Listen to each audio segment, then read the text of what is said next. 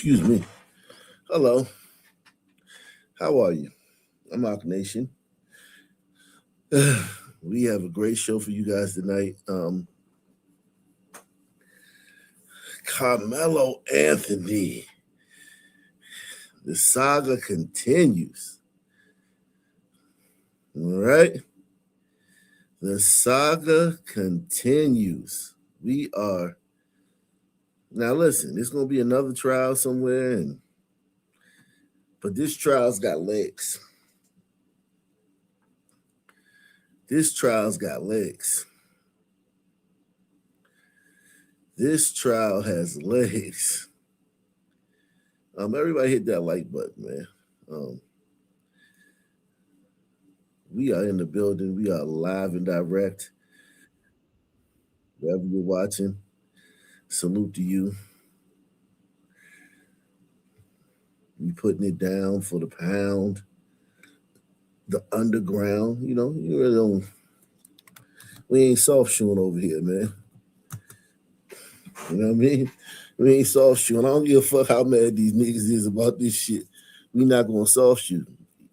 You notice that a lot of conservative channels, they're kind of like, well, niggas might be mad about this, so I have to take a more measured tone. Nah, nigga. Not here, man. I told y'all I thought he was gonna get a dub. I was shocked when he got 35. So I'm consistent right there. I thought he was gonna get a dub. I thought wokeness was gonna prevail. And he was gonna get a dub. Plus, high profile trial. They usually are gonna slam you like that in a high profile trial.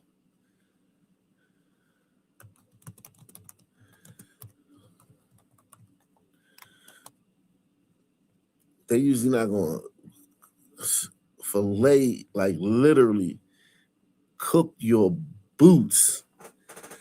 He said, "Please react to what Hotep Jesus said." Let me do that now.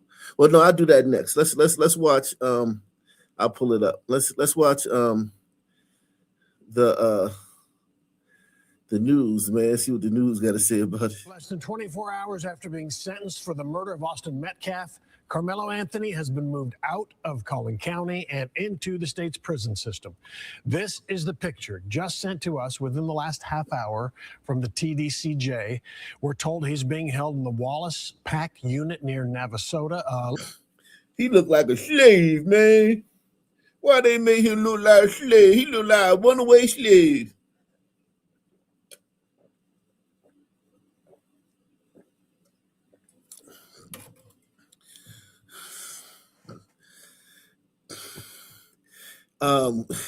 They about to get some good sweat equity.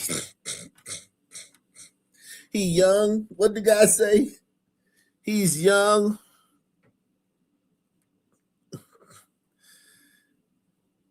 He's young. We have an aging prison population.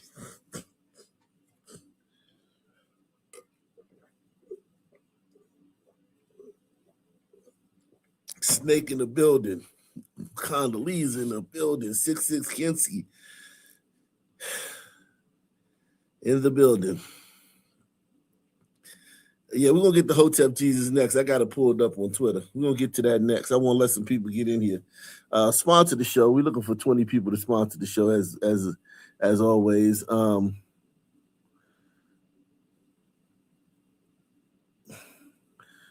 We're looking for 20 people to sponsor the show tonight.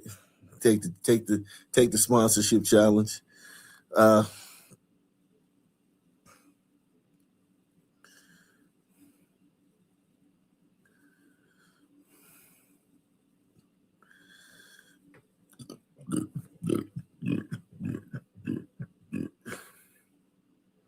Excuse me.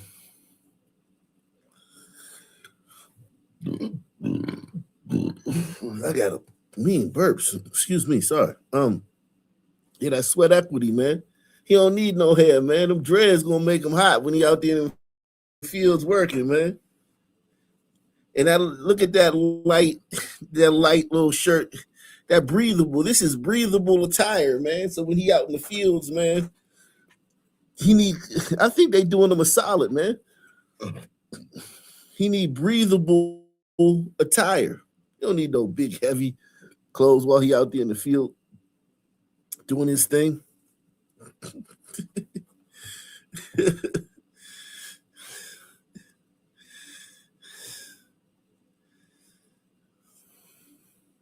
He don't need that, man. I think this is good. This is awesome, man.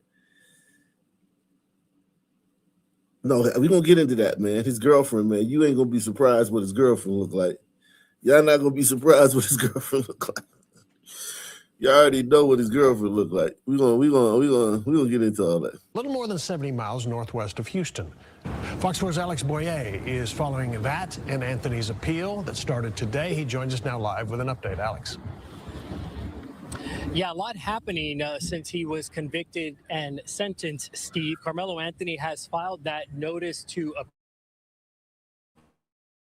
appeal. I can tell you it's with the Fifth Supreme Judicial District of Texas.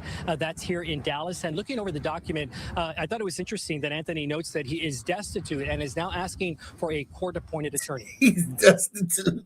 They just got $690,000 and they're destitute now. Well, Charleston White is trying to raise some money for them. We'll get into that too. But I don't think people are gonna. Well, maybe. Let me not say shout out to my man Snake Plissken, man. Dropping that Bitcoin, man. We're into Bitcoin. We're in the Bitcoin.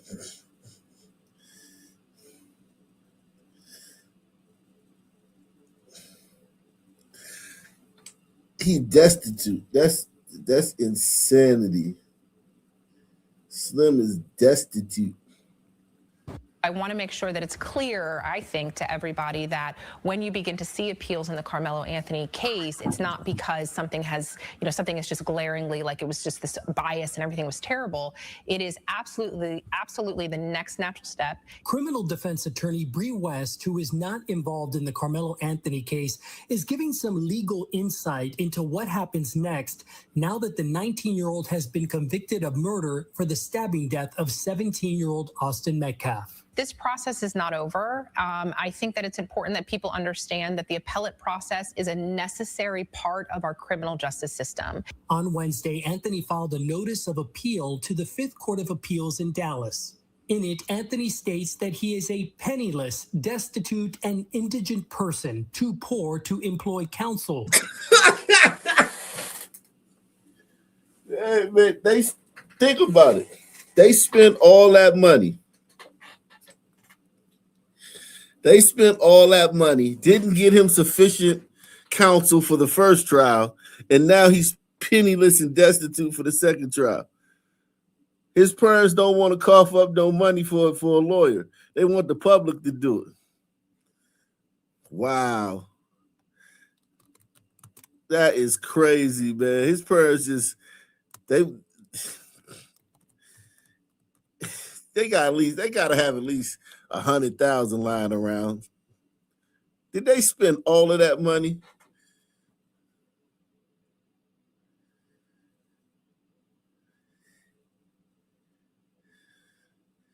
He had a court-appointed lawyer in the first trial. Now he's gonna have a court-appointed lawyer in the second trial. No one thinks that. Like, listen, that's the biggest story. I feel like that's the biggest story.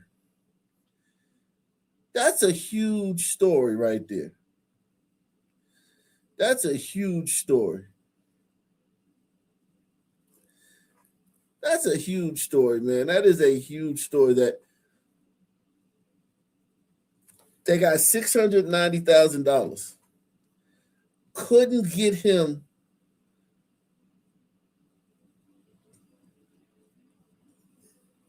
And listen, and they say fathers in the home. He got a father in the home.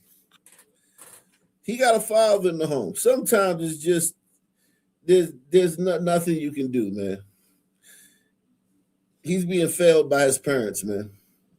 I will say this: my parents, And me and my parents over the years, I mean, I'm 48. We've had big problems throughout the years. I can say without a shadow of a doubt, because they've gotten me lawyers without no GoFundMe. I've had cases where I've been facing some time, and they've got me lawyers, and I've had better outcomes than I would have gotten had I not had walked into the courthouse with said lawyer, right? Because people don't understand. When you walk into that courthouse with a lawyer of repute, a lawyer of prestige, somebody who's been around this, because usually these lawyers, they know all the prosecutors. They know which prosecutors to go to trial with, which prosecutors not to go to trial with, which prosecutors, going to give them a good plea deal, which prosecutors not going to give them a good plea deal. They've been in the courthouse and they've been trying cases, for years, and they have experience.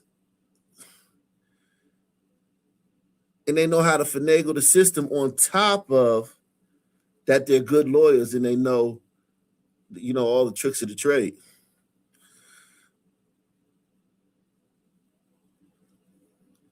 You gotta walk under no circumstances can you walk into a murder case where you've confessed to the crime on body cam to the first responding officer, where dozens of witnesses will claim that you were the antagonizer of the situation, and you fled the scene and hid the knife.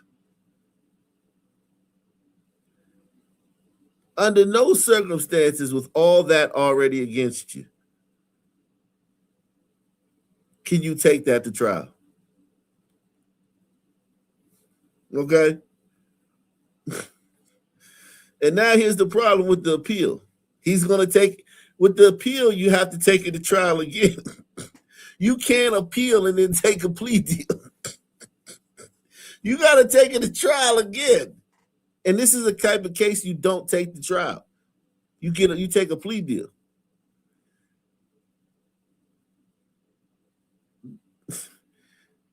No street nigga with a court-appointed lawyer would have took this to trial, unless he was just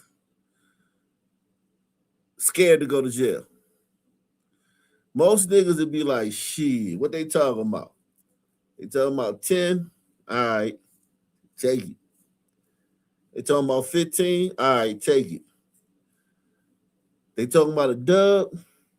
That's when you start thinking, all right, dub, I might as well fight it because they're going to smoke my boots anyway. You already smoking my boots with a dub.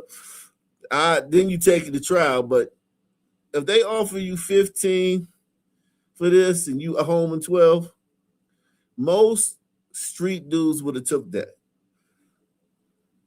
They're not taking this to trial with that evidence.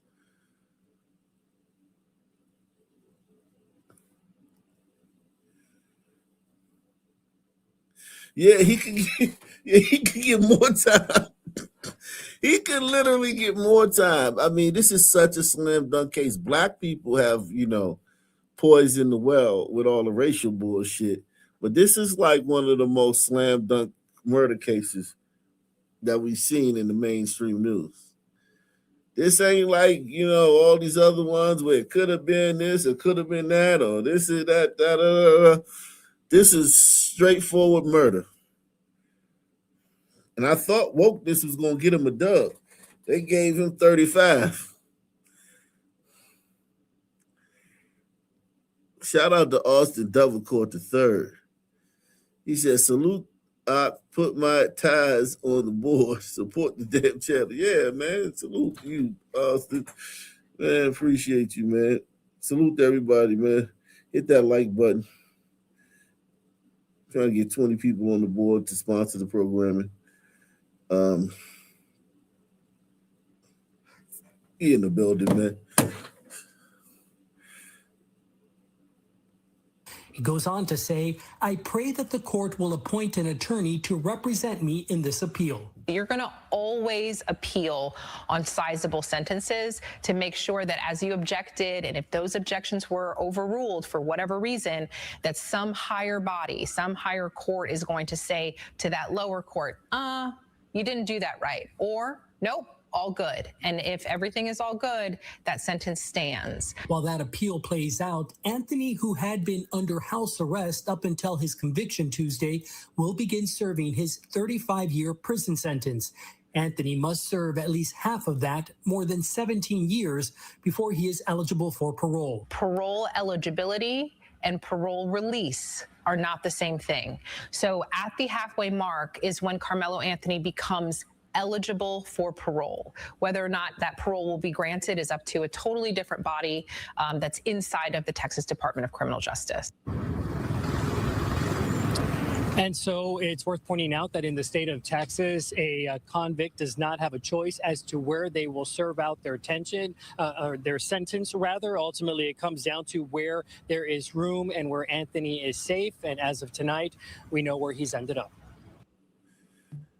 Black women. Let's go to this Hotep Jesus thing, man. Y'all said Hotep Jesus. Let's get Hotep Jesus up here, man.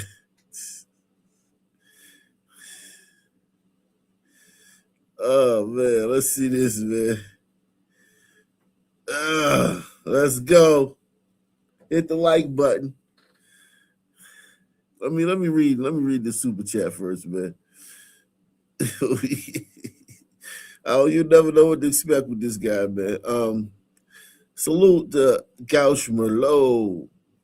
Says salute. They spent the money on that hustler who was speaking for the family, Dominique Alexander. Yeah, he got it. I think they gave Charleston White some money too, because Charleston White banging hard for them, man.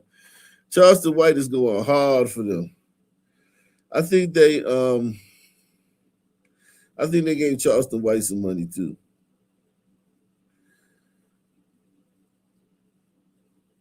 Salute to everybody out there.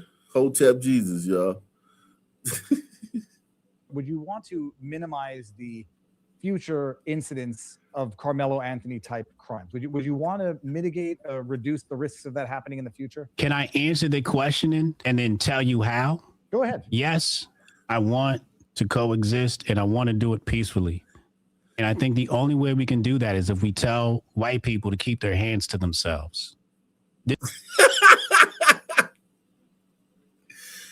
With all these teen takeovers, the carjacking epidemic, the knockout game, the street robbery epidemic,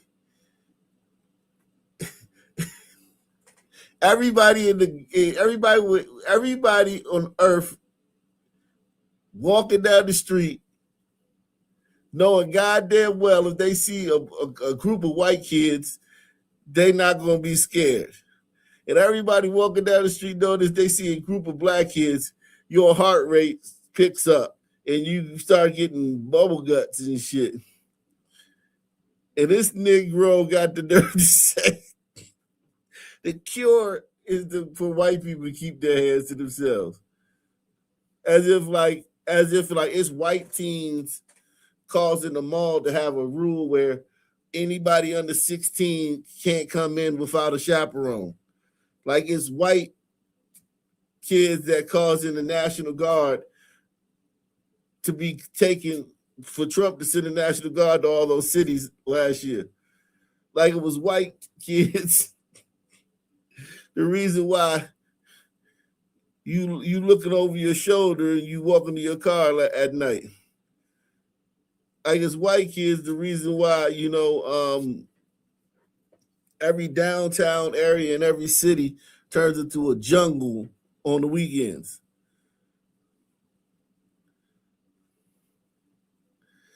I don't believe this nigga believes this. I think this nigga grifted, man.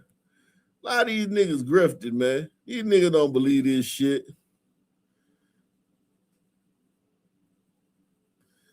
Let's cut the bullshit, man.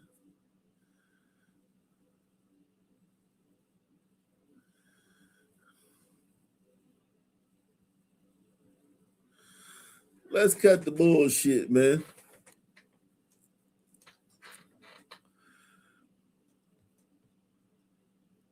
I don't believe this nigga, man.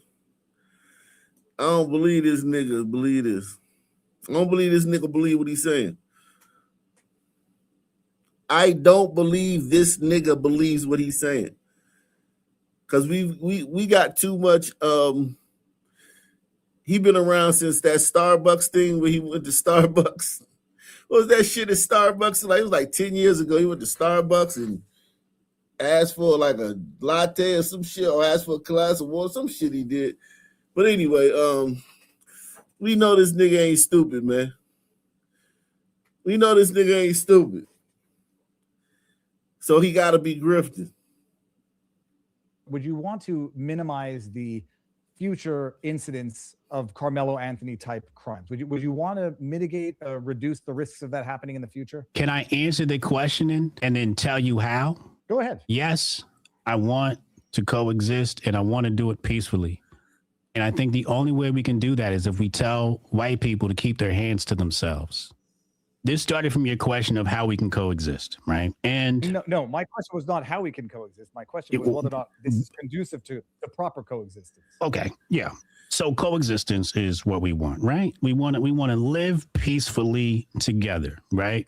But I think, in my opinion, a fire doesn't start on its own, right? You need some spark to get that thing. Yeah, like him going into the opposing team's tent with a book bag. Them asking him to leave 15 times, him calling them a bunch of pussy ass bitches, reaching his hand in the bag and telling them if anybody touch him, they're gonna find out. And then when somebody touches him, instantly killing them. Not like hacking them to death and the dude fall into a coma and rush to the hospital, go into surgery, and die 2 weeks later. Instantly killed the guy. Instantly. Nah, man, that going. All I'm saying is, don't be the spark, and it won't be no fire. Austin Metcalf was the spark, and Carmelo Anthony is the explosive. Yes. Well, I guess yeah. If it were any other ordinary circumstances dealing with a non-explosive other element, there would have never been a fire. Correct. But now that we know that black people are explosive. He funny. He be trolling. I forgot though. He is a troll though. He is a troll though, man. He is a troll. I keep forgetting that, man. My man is a master troll. Yo, my man is a master troll. Look at that. He is the master troll. Salute, man. Shout out to Pinky Brown, man. Pinky Brown is in the building.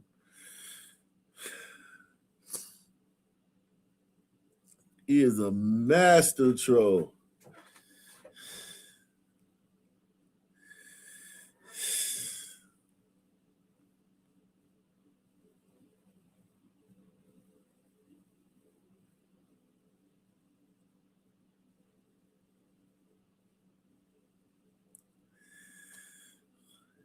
Now that we know that black people are explosive, maybe you need to watch where you put your sparks at.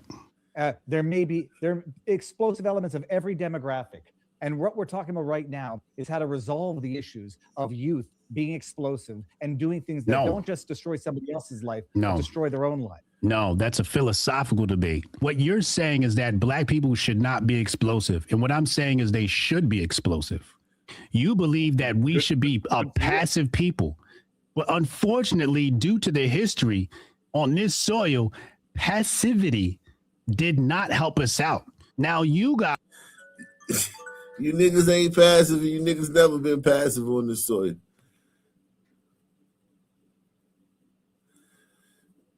All the niggas that was lynched were taken from the jailhouse and lynched for crimes that they did. And niggas lynched a bunch of white people. And niggas was raising hell back in the fucking 1880s and the 1870s and the 1890s, raising hell. You niggas, and then the Black Panthers and all those groups back in the 60s and the 70s, assassinating cops. You niggas have never in your existence in this country been passive. Stop it. Stop it. Guys, aka the white delegation, have lost your explosiveness. You used to be an explosive people, but what happens is your testosterone levels have been lowered over the years. Black men naturally have higher testosterone, and what you want us to do is you want us to act like low T people. I will not teach young boys not to be explosive. I will tell them how to handle and de-escalate situations. But what I'm not going to do is sit here and have and agree that we are the problem. No, you are the problem. Because nigga, we are the problem. Go live in a black country then, nigga. Go live in Jamaica or Haiti or Ghana or Nigeria. Go live in a black country, nigga, South Africa.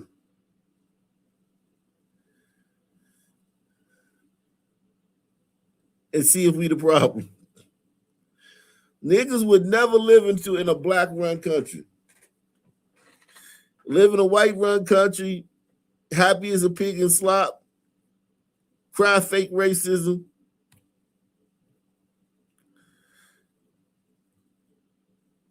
Niggas ain't shit, boy.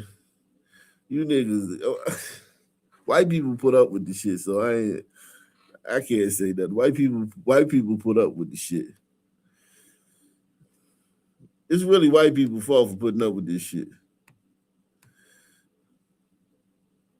I would tell all you niggas, I would kick all you niggas out. You lucky I ain't the head of the white delegation. I would kick all you niggas out.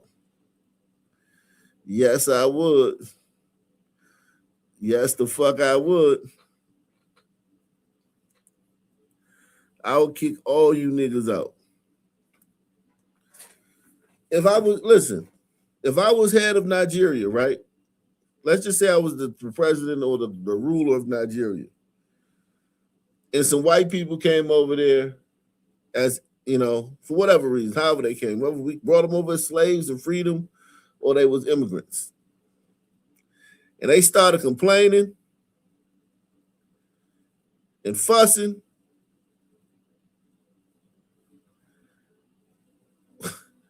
Man, I would listen. You gotta understand, man. Niggas have kicked white people out of countries before.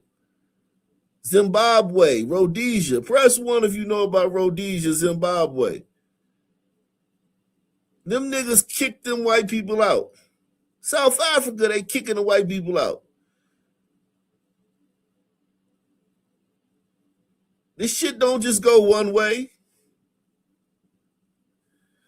Salute to everybody watching on Rumble, man. If you on Rumble, man, you can take the $5 challenge. You can take the challenge over there. You become a member if you're on Rumble, man. We need a member. We need Rumble to be all our Rumble people to be members, man. Make sure you get a membership on Rumble, man. Helps me bring this content to Rumble every day, man. But yeah, salute to all you people watching on Rumble. Salty boy. Listen, I'm gonna tell you like this right now. The Indians, what was they? I think that's the Indians in Uganda. Idi Amin kicked them to the curb. Kicked all of them out of the country, just booted all of them out of the country. Black people have done that before plenty of times. There's numerous, just in the 19th and 20th century, of black people ejecting an entire race of people from their country. Likewise, white people need to start doing that shit too. White people need to kick all you niggas out or threaten. Threaten to kick all you niggas out. You niggas complain too much. You got it good over here, man.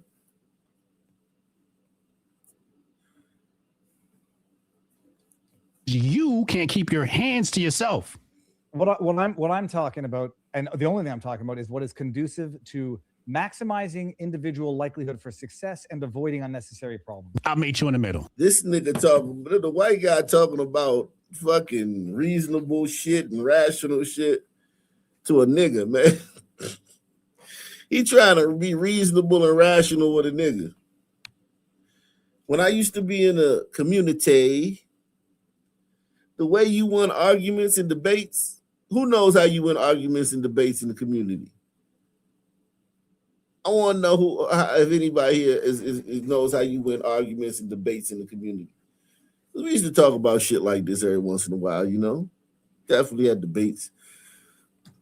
Let me tell you how you win arguments and debates around a bunch of sun people, sun men. You be louder, man. Be the loudest, man. Whoever's the loudest wins the argument, man. Okay? And then the next step up from being loud is repeating yourself over and over again, repeating yourself over and over again. And then it's, fight. Then it'll be a fight. But it doesn't always get to a fight. It doesn't always get to a fight. Sometimes you can be loud, very loud, and repeat yourself and be dead wrong. You also got to be wrong. Like, you got to be wrong. If you're right, none of the niggas gonna agree with you. So you got to be wrong, loud, and repeat it over and over again. That's how you win fight. That's how you win debates in the black community, in the trenches, in the hood, in the stand. That's how you win it. And on black, platforms. If you're on a platform with a bunch of niggas, that's how you win an argument too. You gotta be wrong. You have to be wrong. If you're right, naturally the nigga's not gonna agree with you. If you're morally right, and I'm talking about morally right or factually right or historically right, you're done. So you have to be wrong about what you're saying, and you gotta be loud, and then if name calling too. Another thing that also I almost left out name calling. So you could be talking about, the periodic table, right?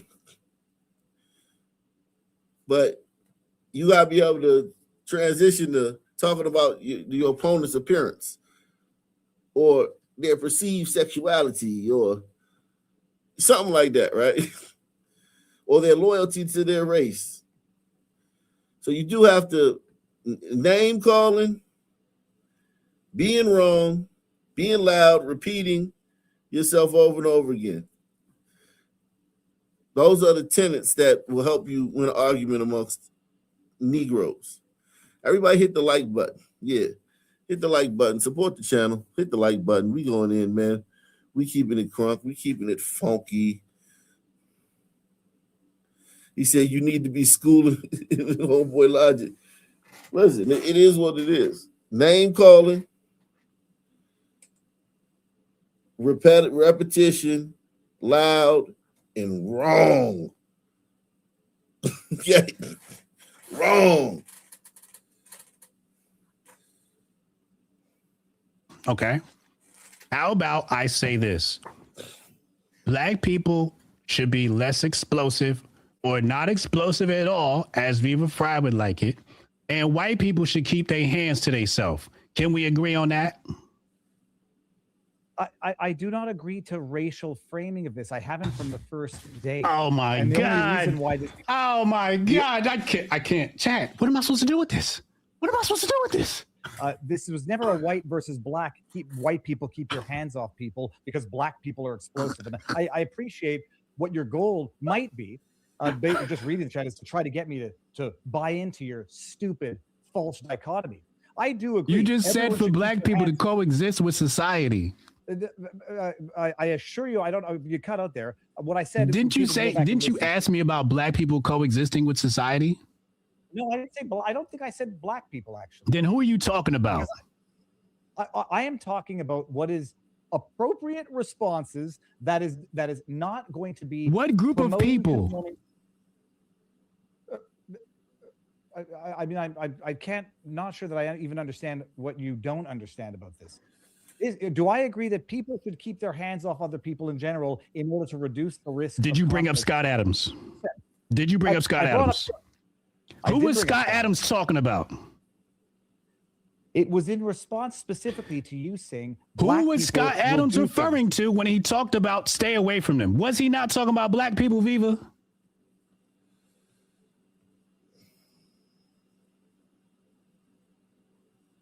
Let's see this one. We have to teach our children to keep their hands to themselves because potentially a black person might stab you. Don't you think that's a good lesson to teach your children? It's a good lesson, Hotep, if you're trying to perpetuate the worst stereotypes that people out there say. Well, that's not really a stereotype. I think I have to agree with Hotep Jesus right here. That's why I tell you guys all the time. I give you guys nuggets. I say, don't ever meet up with a black person on a online marketplace to buy something. I tell you that. I said, never go to sell or buy something. We've done so many videos on this channel over the years where a nigga has some nigga's thrown his life away, killing some white person over a fucking PlayStation controller. Like some white guy's trying to get off a PlayStation controller for $40. He goes meet some black guy in a fucking parking lot somewhere. The black guy blows his head off. It's a camera right there, and they send a nigga away for 50, 60 years.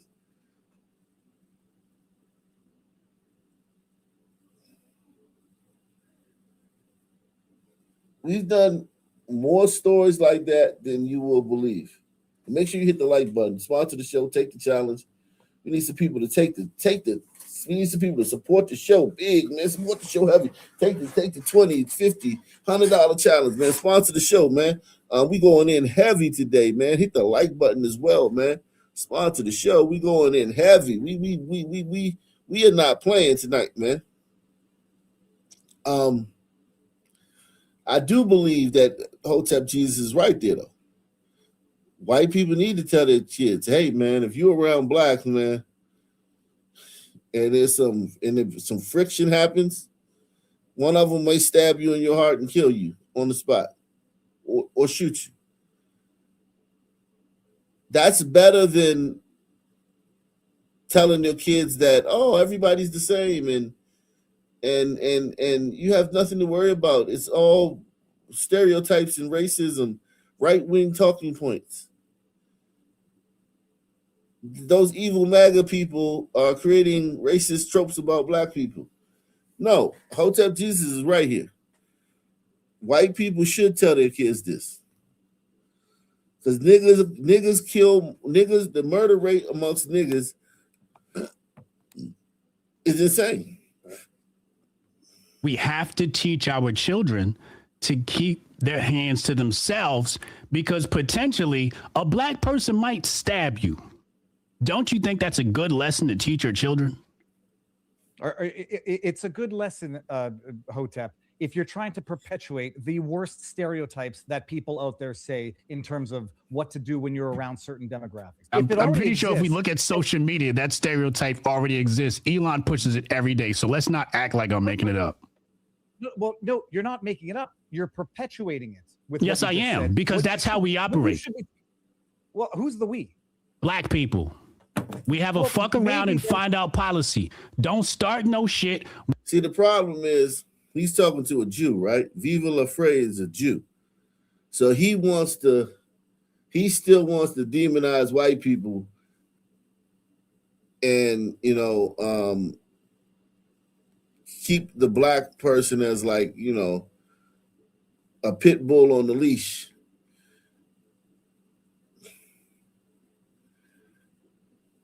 Or a hitman, you know what I mean? Viva la Frey act like he don't understand because he's a Jew and he's not white. So he's trying to act like, oh, what do you mean? I mean, this is all about racism, perpetuating stereotypes. It ain't no fucking stereotype, motherfucker. If you listen to drive time radio in the black community, go to a black city and around 3 o'clock or 3 o'clock, when the drive time radio stations start playing, coming on, and listen to the music that's played during drive time when black people are taking their kids to basketball practice and picking them up from school and shit like that. Listen to the music that's played during that time. It's all about dick sucking and booty head and fucking scamming and drug dealing and shooting and killing and spinning the block.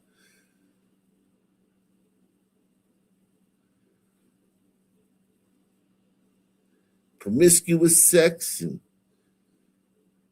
treachery.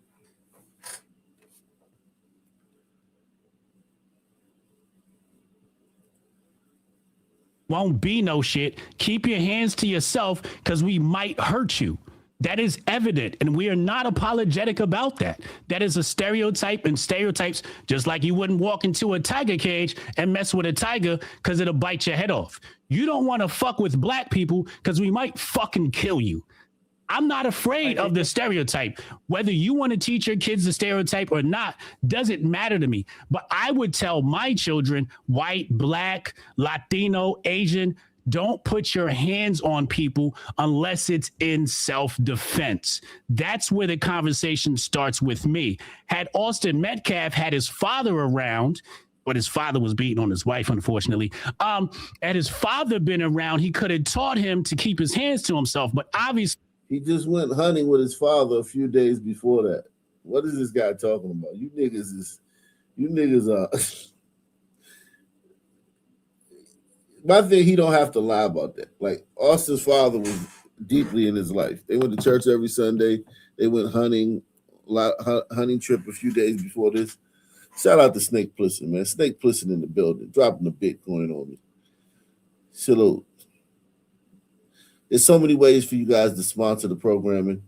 You can go to the all the links in the description box. You can also go to the you can buy me a coffee as well. You can go to the support link too. I have my own support link, my own website, and you can sponsor there. It's very similar to Patreon. You can sponsor there. Oh, salute to all you guys, man. Appreciate all you guys.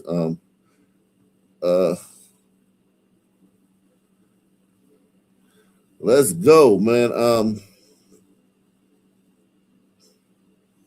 he learned from his father not to keep his hands to himself. That's why I say we need to have that talk with our children. Again, you won't agree to that, and that's problematic.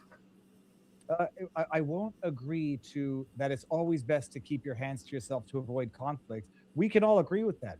If your point is to say it's always best to avoid conflict with us because we will fucking kill you if we don't like the way you touched us, congrats on setting relations back 100 years by confirming the worst stereotypes that anybody's ever had. And by the way, when Scott Adams said what he said, well, you don't think so, but and maybe if you want to talk about statistical overrepresentation when it comes to crime, it's that mentality that actually contributes to that statistical overrepresentation. And maybe you should be focusing on the right lessons for your community as opposed to the what you think is the right lessons for the white community. I'm glad you brought that up. Because I have no interest in telling black people to turn into pussies. No, we are violent people. Humans are violent people. We've seen that all throughout history. If white people want to die because they're putting their hands on the people, you can teach your people to be peaceful. I'm not telling black people to be peaceful. I'm not telling black people to lay down and let people push them. We're not doing that. That's what you white people like to do. We're not doing that. So no, if you guys have a stereotype, and it's a stereotype 13 and 50, it exists all throughout social media. Everybody's talking about it nowadays, especially now with this trial. I'm not here to fight that. You can think it's wrong. I believe it's right. I believe in defending myself. And if it has to escalate, then it is what it is.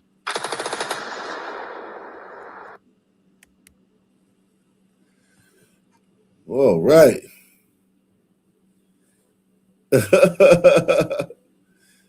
Is this another link clip? That Austin Metcalf had any wrongdoing in this scenario.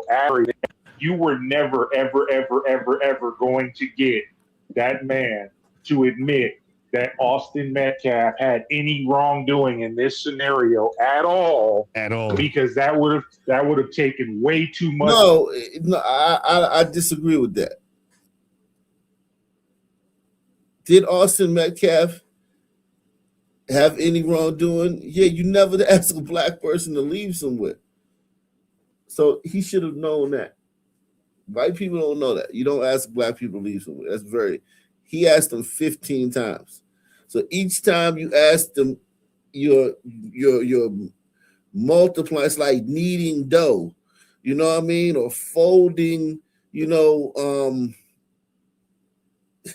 like, it's like when you it's like just pulling a rubber band, right? Every time he asked them to leave, 1 time, 2 times, 3 times, 4 times, 5 times, the rage grew in Carmelo Anthony's heart, right? And then when he touched him, I think Austin should have pushed him? Hell no. But as you can see, and this is the thing about blacks, they don't understand this. Yes, Austin Metcalf should not have touched that guy. But you don't get to instantly kill him because of it. I.e., Karmelo getting 35 years in prison. And here's the thing. Karmelo got to do that time himself. All these black people out here pontificating about, this, that, and the third, they're not doing that time. That boy is being sent to a prison. He's scared. Because you got to remember, he thought he was tough in a little white town. This is the thing people not understanding about Carmelo Anthony. Yeah, they from Baton Rouge, right? But Carmelo Anthony was playing tough in an all-white town. Press 1. Carmelo Anthony was playing tough guy in an all-white town. 11% black. Now that's a lot. That's a lot. But Carmelo Anthony was playing tough guy, playing thug in a town where when he in class, 25 of the 30 people in class is white. And his white sensibilities and his white codes of conduct in his city. He not in no nigga jungle like Frazier or Southeast DC or fucking North Philly, you know what I'm saying, or the South Bronx. He ain't in no nigger jungle acting like that. He was around a bunch of fucking white people acting like that. That's why the person he ended up stabbing was a white boy who had a 4.0 and was the captain of the football team and active in his church. Because he was in a white town playing thug. Because his parents got the fuck out of Baton Rouge and went to a white town. Nobody talks about the fact that his parents moved from Baton Rouge to a town that had 11% black people. Why niggas not talking about that?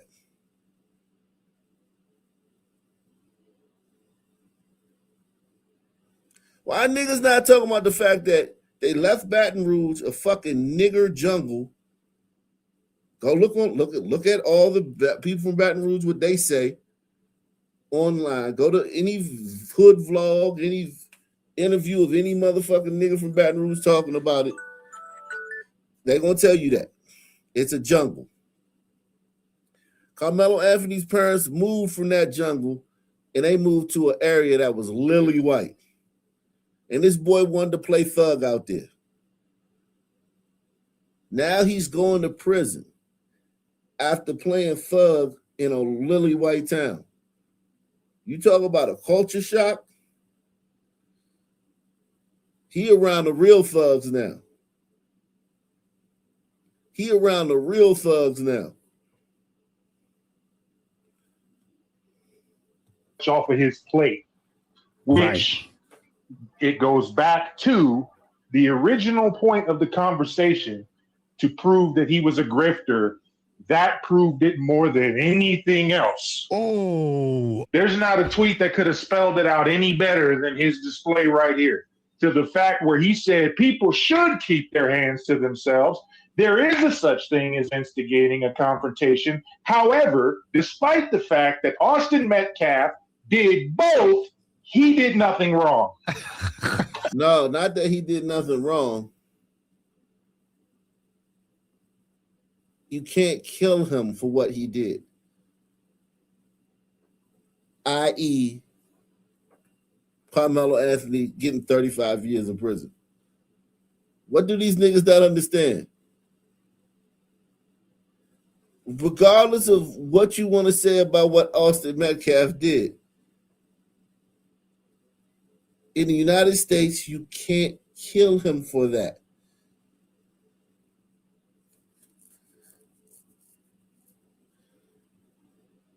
Okay? You're not allowed to kill him for that. I don't know how. Maybe we need to put up a billboard in every black city. Hey, Austin Metcalf shouldn't have put his hands on Karmelo Anthony. But you can't kill him for that, or you'll get 35 years in prison. I am fascinated by that. I am absolutely floored that that's what happened. I did not expect that. I love Viva's work. I did not expect that. Let me move on, man. Let's move on to Karmelo. His parents gave a interesting interview, man. Let's move on to that, man. I spend a little too much time on Hotep Jesus, man. Jesus Christ. Jesus Christ. Where is this shit at? Oh God, we got so much to get into, man. We got so much to get into, man. Fucking A, man. We got so much to get into, man. Whew. This is gonna be a great show, man. It's gonna be a great show, man. Buckle your seatbelts, man. Salute to Malik Quelly, man. He says, if it quacks like a duck, it's probably a duck. If it looks like a sun, just run. Listen, that's not bad advice. That is not bad advice.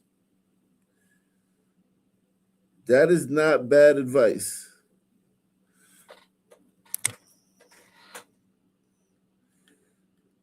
You know what I mean? Because if you run, only problem is if you run, the nigga might just start chasing you and shit out of instinct.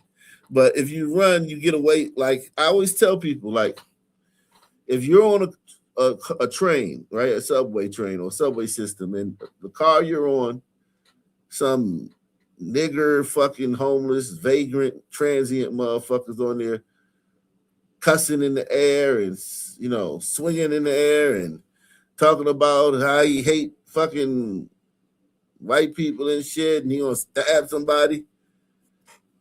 You're not obliged to just sit on that fucking train. They have fucking doors where you can walk through to the next train. Or at the next stop, just get the fuck off the train and go to another car. You see these videos with some niggas, some brain dead niggas screaming and threatening everybody on the train. And then it goes, the train comes to the stop, the doors open. Some people get off, some people get on, but the people that are sitting there, they just stay on and keep riding. You can get away from niggas. You can just see some nigga acting somewhere and just leave. People act like they have to be in the presence of niggas. You don't have to be in the presence of niggas. You can leave.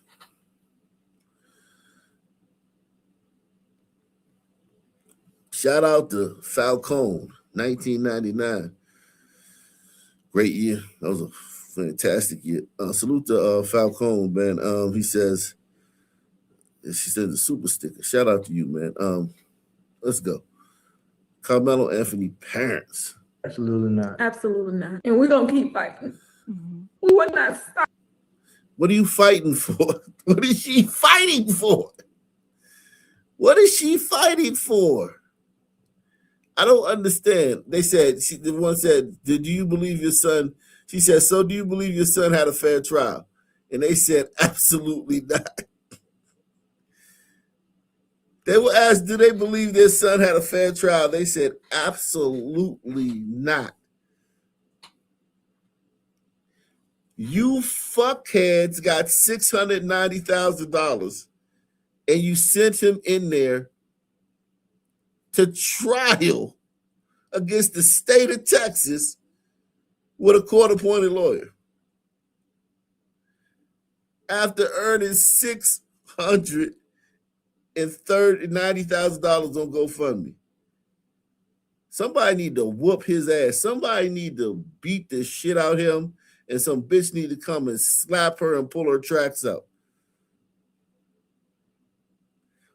That's what Carmelo Anthony supporters need to do.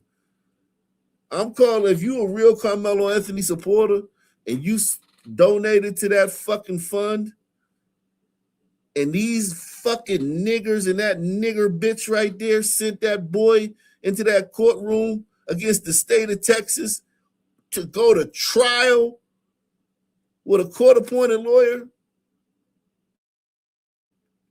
you need to run up on this bitch and pull her tracks out. And you need to run up on that nigga and black both his eyes and knock some of his teeth out.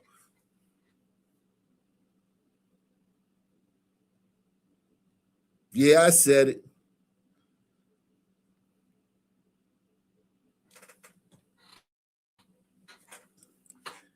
Gave these niggas $690,000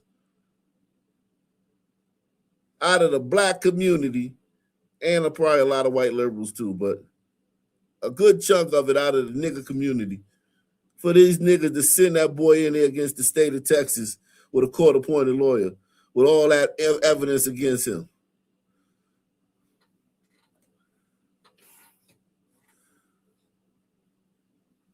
And now they sit here talking about he didn't get a fair trial. Crying and shit. Fair trial. Absolutely not. Absolutely not. Absolutely not. And we're going to keep fighting. We will not stop fighting for justice for my son. This is pissing me off, man. This is really pissing me off, man. And I didn't give no money. I ain't even give no money. I'm pissed off. I ain't give $1 to that nigga, and I'm pissed off about this shit. Shout out to Young Phenom, man. He says they want to blame the white lawyer.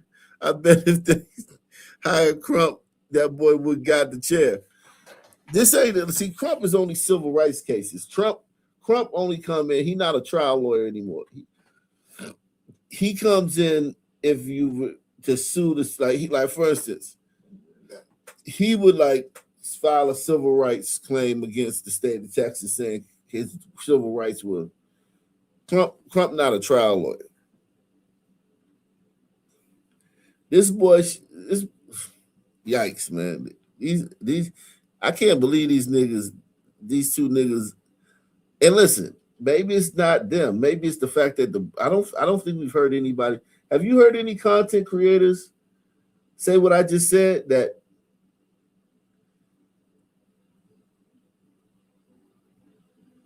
they at fault for having $690,000 fall in their lap and sending that boy in there against the state of Texas with all that insurmountable evidence against him to go to trial against the state of Texas with a court-appointed lawyer. And the jury only convened for 3 hours. The jury convened for 3 hours out of fucking respect and shit. They was back there playing on their phones. They knew this boy was guilty the second the judge second after the final after the closing arguments, The jury already knew he was guilty. They didn't need to convene. They just convened out of procedure. They could have came back in 5 minutes. They could have came back in 30 seconds, but they stayed back there for 3-4 hours just out of respect.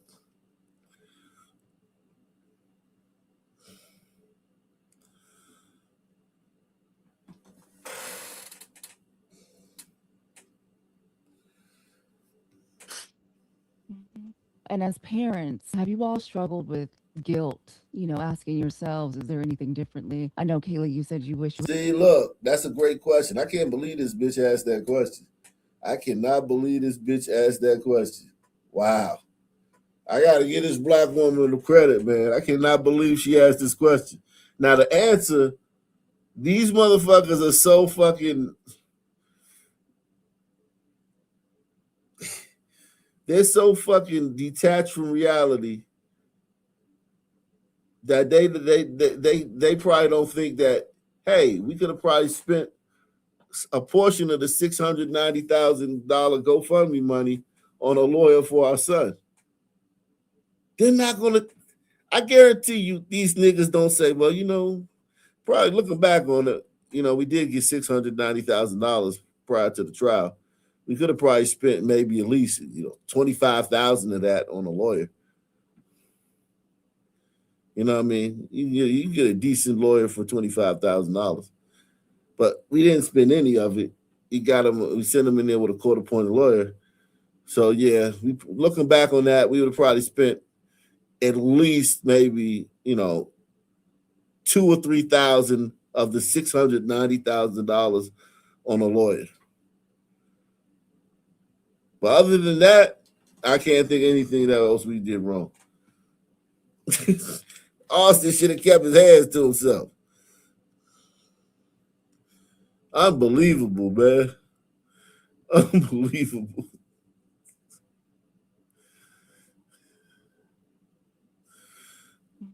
And as parents, have you all struggled with guilt? Asking yourselves, is there anything differently? I know, Kayla, you said you wish you had gone to that track meet. Is there anything that you both wish you could have done differently? She said, I know you said you wish you had gone to the track meet. So the father previously said he wishes he had gone to the track meet. Not that his son didn't stab somebody in the heart. Not that his son didn't fucking go in the tent of opposing team, call everybody pussies and bitches, and dare anybody to touch him. Not that. But that, I wish that I had gone to the track meet.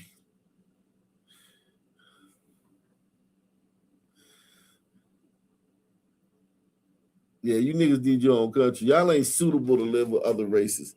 Other races are different. Like, that's why you go to China, you go to Japan, it's mostly Japanese people. You go to China, it's mostly Chinese people. You go to Russia, it's mostly Russian people. These white people have fucked up by letting all these people into their countries.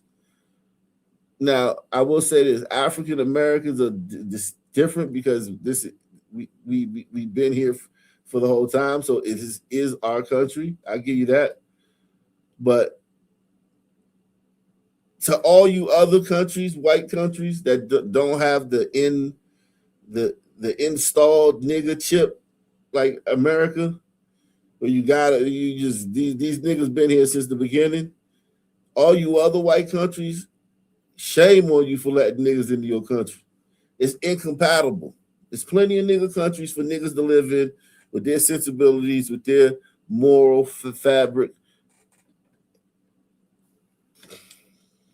Asking yourselves, is there anything differently? I know, Kayla, you said you wish you had gone to that track meet. Is there anything that you both wish you could have done differently? I wish I would have just been rebellious. I was told, don't talk to this person. Don't talk to this person.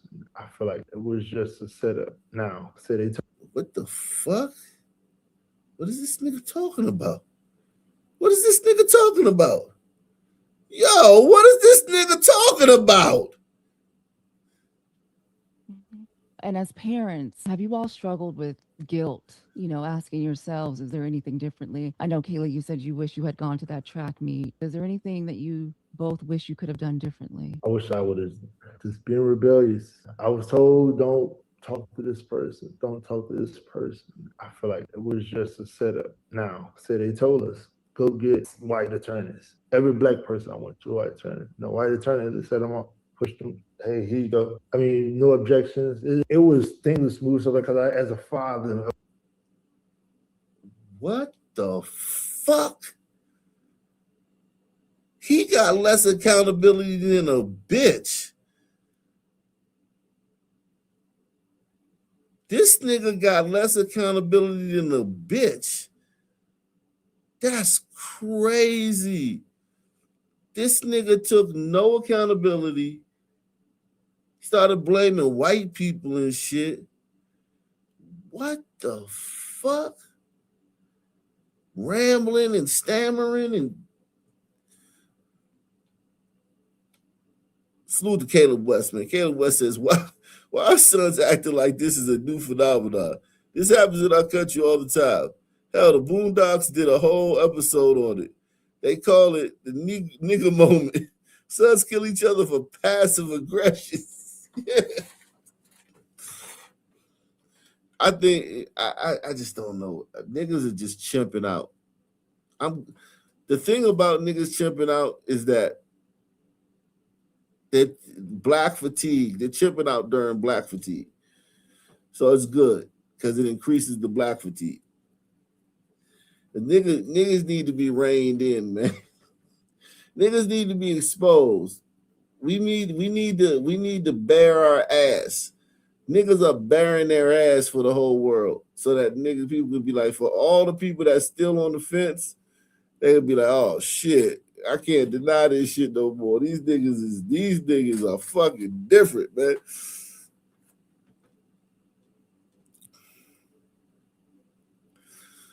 Wow. This is the man. This is the patriarch. Listen to what the patriarch said. He could at least been like,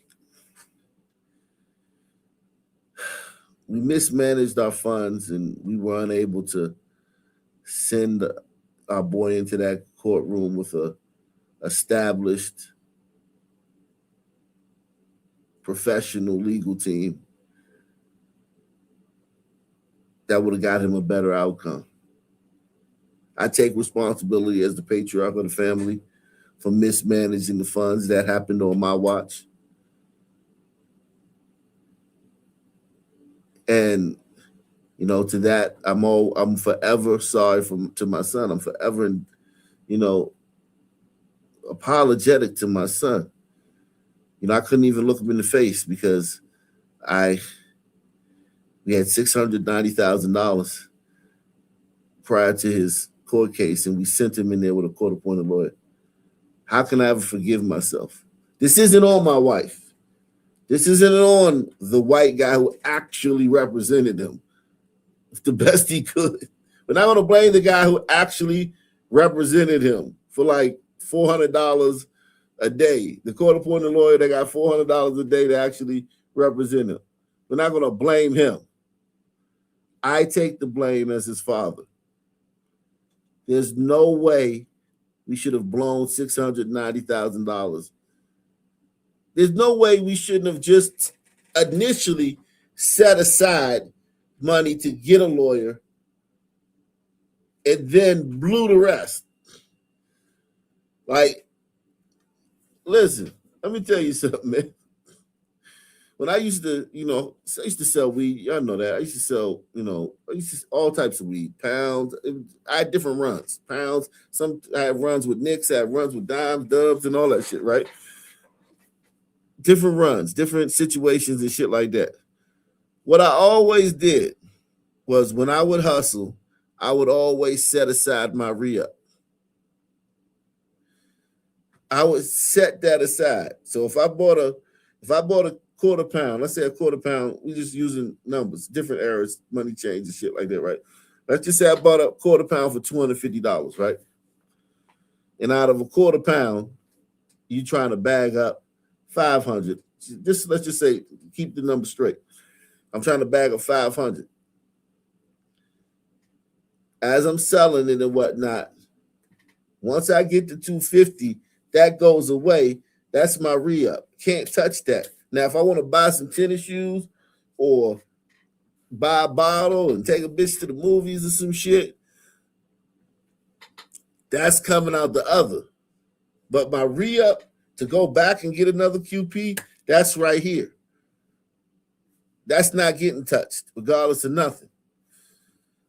People, this family, when they first got that $690,000, they were supposed to take the lawyer money out. That don't even exist to us. That money, we're gonna take about what? Let's just say 100. Let's just say they really want a ball. They wanted the ball, like we saw. I obviously saw them. They wanted the ball with the money, right? Let's say they take out the minimum, $100,000. Boom, that's gone. That ain't even part of the balling budget. All we got is $590,000. We not even thinking like we got $690,000 from GoFundMe. We got $590,000 to ball and play with, right? That $100,000, that's for the lawyer. It's just you can't even. It's impossible for it to be used for anything else. These niggas went and spent all that shit. These niggas went and spent all of it.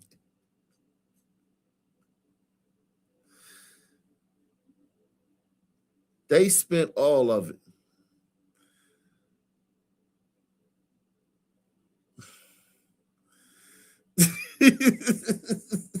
They spent all of it.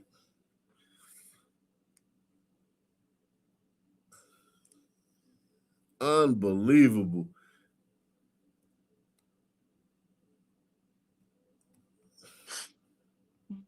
And as parents, have you all struggled with guilt, asking yourselves, is there anything differently? I know, Kayla, you said you wish you had gone to that track meet. Is there anything that you both wish you could have done differently? I wish I would have just been rebellious. I was told, don't talk to this person. Don't talk to this person. I feel like it was just a setup. Now, so they told us, go get white attorneys. Every black person I went to, white attorney. No white attorney, they set them up. Pushed them. Hey, here you go. I mean, no objections. It was things smooth stuff because as a father of me being who I am, I got to make sure she's straight. This mama, I got to make sure she's straight mentally because if she's not straight, my house ain't straight. I'm not straight. Then so because I got the kids to worry about. Got to make sure his mental health. I can't go back and forth with him right in there because his mental can handle it. The misunderstanding of what dad is trying to tell. This ain't a daddy moment.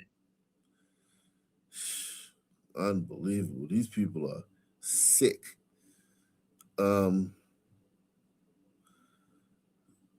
Is it a parent's decision to defend your son or a Cadillac Escalade? Unbelievable, man. And they're gonna get away with this with black YouTube's not gonna talk about this. I've been all over black YouTube. No one is talking about this. Everybody talking about white people and Austin Metcalf should have kept his hands to himself. And white people this and white people that. Nobody's talking about the fact that the parents. Yo, this shit crazy, man. Holy fuck, man. Salute to Nova Nothing to Do. He said, I believe children are an investment. They choose to take the money and left him with the free defender. Yeah, man, but not just a defender, not just a court-appointed defender. We're talking about a court-appointed defender, a court-appointed attorney going against the state of Texas. You're not even going against the city of Frisco or against the state of Texas. In a slam dunk case. I told you, man, a paid lawyer, this doesn't go to trial if they get a paid lawyer, this doesn't go to trial. A paid lawyer would have slapped all the delusion out them. He would have told that mom would have been would have had to come to grips with your son's going to do some time. See, I think the mama and the father, they never came to grips with the fact that he was going to have to do some time either way. There was no way out of doing some time. They got that boy 35 years. He could have gotten 10 out in 8. Woke jury.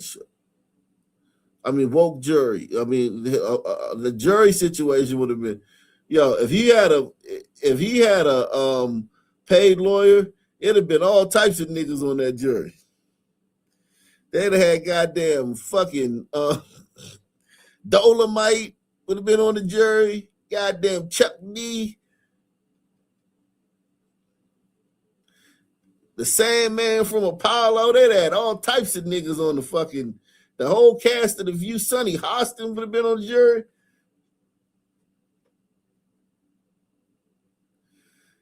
Because a paid lawyer wouldn't have just relented on that shit. He's like, we gonna have some niggas on this jury. And I know the niggas in that county didn't want to do jury duty because they answered the questions wrong on purpose. They would have shipped in, they would have found a nigga to answer the question right. They'd have found a nigga, coached him up, go in there and say this. When you fill out the questionnaire for jury duty, fill it out just like this. And then we're going to call on you and we're going to point you to the jury.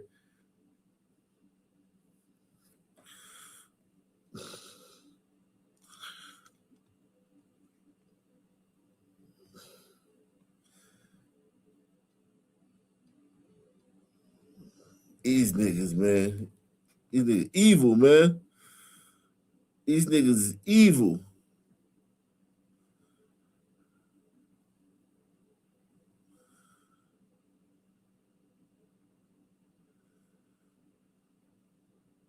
He said, you think we should spend $600,000 on Karmelo's defense? Oh, hell no. He's cooked on any what it is. Yeah, that might have been it. They're just acting now. They knew he was cooked. But he didn't have, like, that's why I said, like, he could have got a plea deal. He did about 8 or 9 years.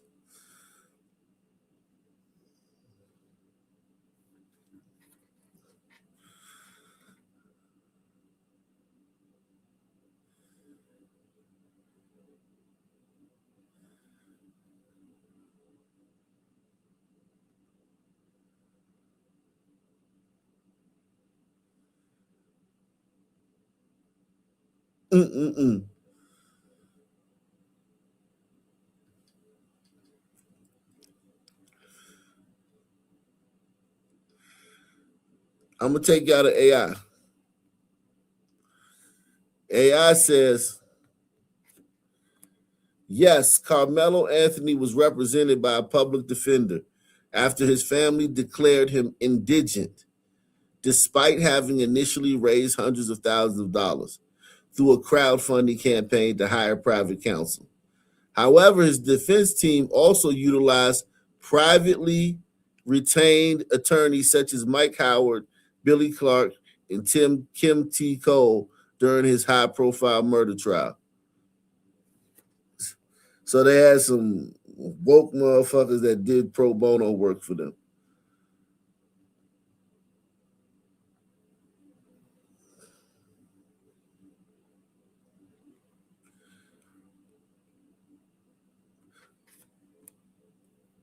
Okay.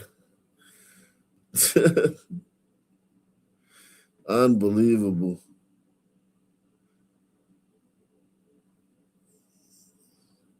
Wow.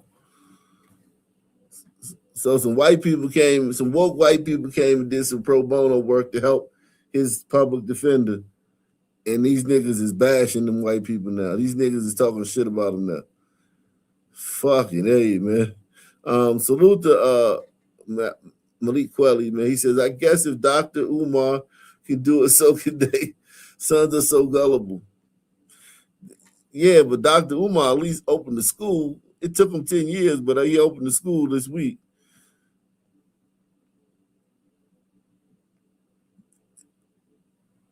Which is a miracle. I was never thinking that school was ever gonna open. So I gotta. It is what it is. But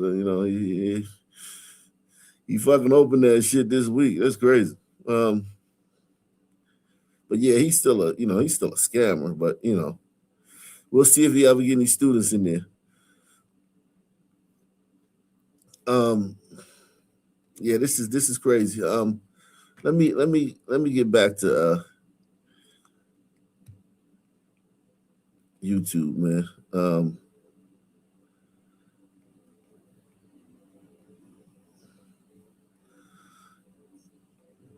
Salute to everybody out there, man. We got a great show for you guys. I may drop the link. Drop the link shortly. I know you guys got some questions about this. Black women, especially Black women who have Black male children, live in fear and agony every single day. A fear and agony that I promise you, the Metcalfs probably never spent a day living. She promised you that the Metcalf. How do you know that? First of all, how does she know that? Second of all, their son is dead. You think when they started seeing niggas moving into their town, you think when the Metcalfs started seeing niggas moving to their town and were told, oh, these are good Black people, these are middle-class Black people, two-parent families and shit, you think they weren't like, oh. They weren't like, oh. Starting to see a lot of Negroes out here lately. The city's gotten louder and dirtier. You know what I mean? City's gotten louder and dirtier.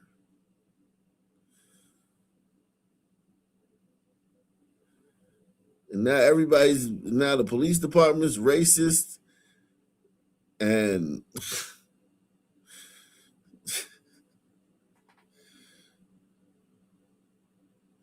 the test scores.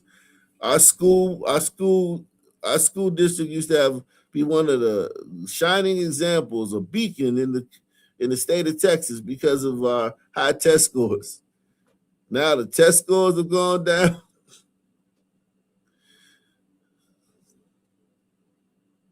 You think white people don't be like, oh, that's so arrogant of her to think that white people don't also be like, yo, niggas. I know, and what she talking about is the Black women fear for their Black sons around white people. That's a fucking lie. That's a fucking lie. That's a fucking lie.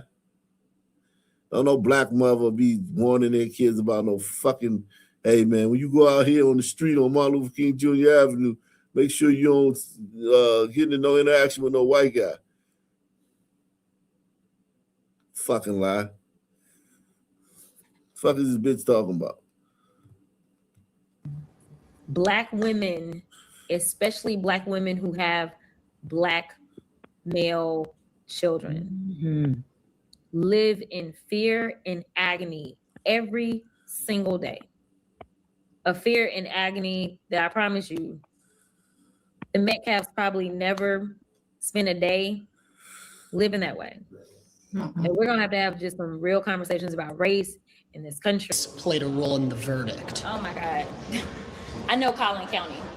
So absolutely. Collin County is right north of Dallas County. And it's a safe suburb of good, hardworking American people that live, peaceful, quiet lives. It has virtually no crime until niggas started moving in. And it's a great county full of great people. Let's see what she don't. I know Collin County. She wouldn't see the thing about her district is full of crime and violence. Her district is full of crime and violence. Senseless crime. Like shit like this, like senseless crime. Poverty, destitution. And she gonna talk shit about Collin County, which is a fucking great county full of great people. Hardworking Americans. This bitch is evil, man.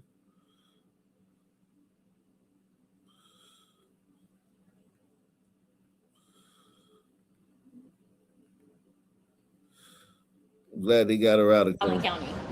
So absolutely. Collin County is right north of Dallas County. And I can tell you that I have had cases that I felt like played out differently because of the counties that they were in. And unfortunately,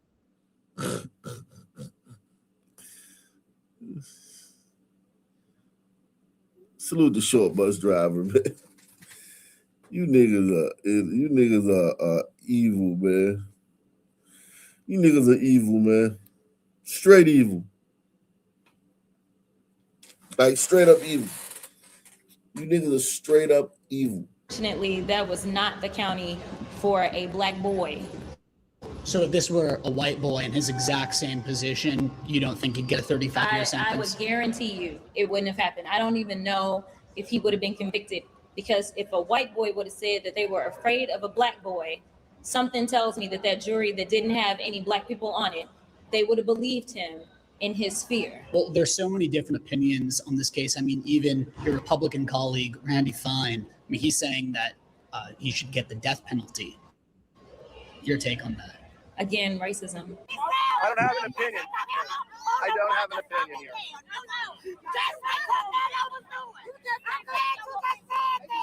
That's what Karmelo was doing. Protecting his motherfucking self. Boy.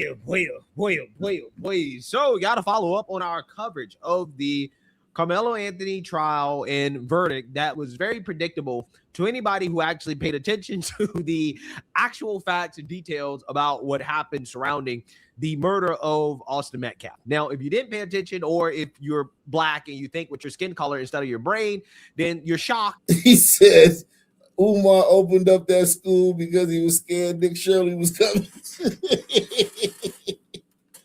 Oh shit, man, that would have been crazy. Nick Shirley, oh my God, Nick Shirley versus Umar. Holy fuck, that would have been a motherfucker, boy. Pikachu face, right, that Karmelo was found guilty of murder. And initially, I thought that a lot of these people who were defending Karmelo didn't actually believe what they were saying, right? I thought that, once Karmelo was found guilty, they'll just go away, right? They won't defend what obviously was a murder. But I was wrong. I was really, really, really wrong, because post-conviction, you have black people losing their minds, including attacking random white people over this conviction of Karmelo Anthony. And we got to talk about it, because this is just getting to the point where it is embarrassing, right? Black people are embarrassing themselves in front of the country for the world to see over this situation. And I mean, honestly, it's kind of par for the course, right? Black people. Right? Again, I think videos like this is a great demonstration of why we're at the bottom, okay? Because it seems that black people are just not living in the same reality as everybody else. I used to think that it was very offensive for Democrats to basically compare the LGBTQ community and black people, but I'm at the point where I think that black folks are just as delusional as LGBTQ, right? Because like, these people are not living in reality, right? Like, they're just not living in reality. Let's go over some of the things that these people believe that's just not true. And these conspiracy theories just keep popping up more and more and more, right? And they're not going away. Like, for example, Karmelo Anthony was not jumped. Hunter Metcalf was not involved in physically attacking Karmelo Anthony. That didn't happen. Carmelo's father was not pictured with the judge, right? That is something that has also went viral. These pro-blacks, they're claiming that Carmelo's father and the judge and the DA are best friends, except That's not true. It's not true. Also, Karmelo's lawyer is not a public defender. Mike Howard is a damn good lawyer. However, he could not defend Carmelo Anthony because Carmelo Anthony did not have a valid self-defense claim. Yeah, but he was working. He wasn't working for money. He did that work pro bono. He helped out the case. So would Mike Howard have taken a different course if he was getting paid, being compensated, or he was just doing some woke shit, helping some nigga who parents blew the money out? His self-defense case was so weak that even a good lawyer was not able to defend Carmelo Anthony with any type of real conviction, right? Couldn't do it. The jury pool was not all white. Okay, it was not an all-white jury pool, despite what these people keep claiming. Unfortunately, these conspiracy theories are growing, right? They're growing as Black people across the internet cope with the reality that Carmelo was convicted of murder, okay? And I want to play a highlight clip of just some of the stupidest takes, some of the conspiracy theories that are being spread by people who clearly don't read, right? They have no clue what actually happened, or they're just flat out lying. Regardless, it's really bad and it's really embarrassing. But this is currently what's happening. Take a look. Carmelo Anthony was found guilty with the murder of Austin Metcalf. He was then sentenced to 35 years in prison. 2026 has been like a month that I think is going to be looked back a lot in history, especially Black America. A message has been sent to us. And I just found it so funny that they had the Cyrus Belton trial and the Carmelo Anthony one back to back. Y'all don't find that strange? A 14-year-old. There's literally thousands of cases going on where niggas have killed people. When niggas on trial, there's literally thousands of cases. Every case is going to be back to back. He's trying to act like there's some like the Illuminati is putting these cases back to back to show Black people something. There's thousands of cases on the docket of niggas killing somebody or getting themselves killed fucking with people.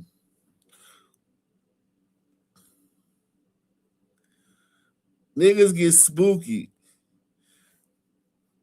And here's the thing. Any of these cases can become big. Any of these cases that's in the court docket in Detroit or Baltimore or LA, all these cities and counties got cases in their docket that they're doing every day. And any one of them can become breaking news.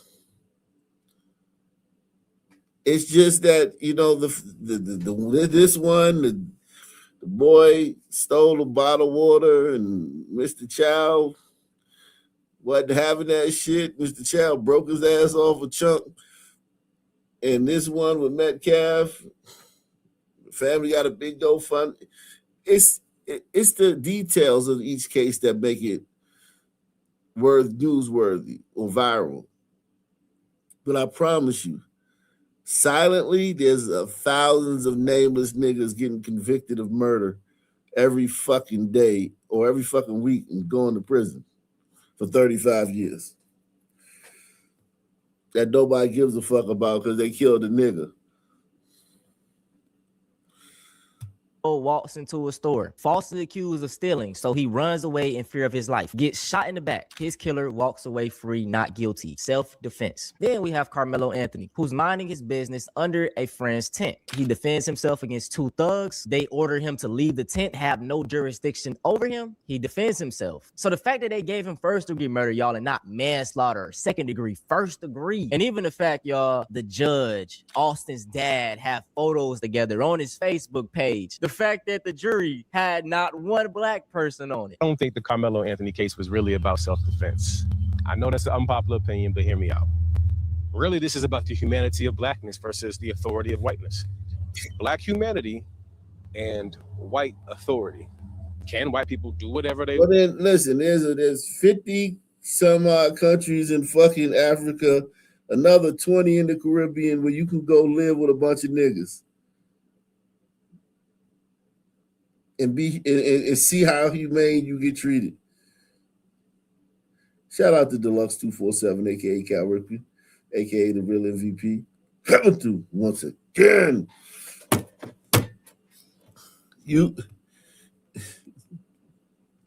We go live in a nigga country, nigga. Want and say whatever they want to black people and get away with it. It's about the humanity of blackness versus the authority of whiteness. Black humanity and white authority.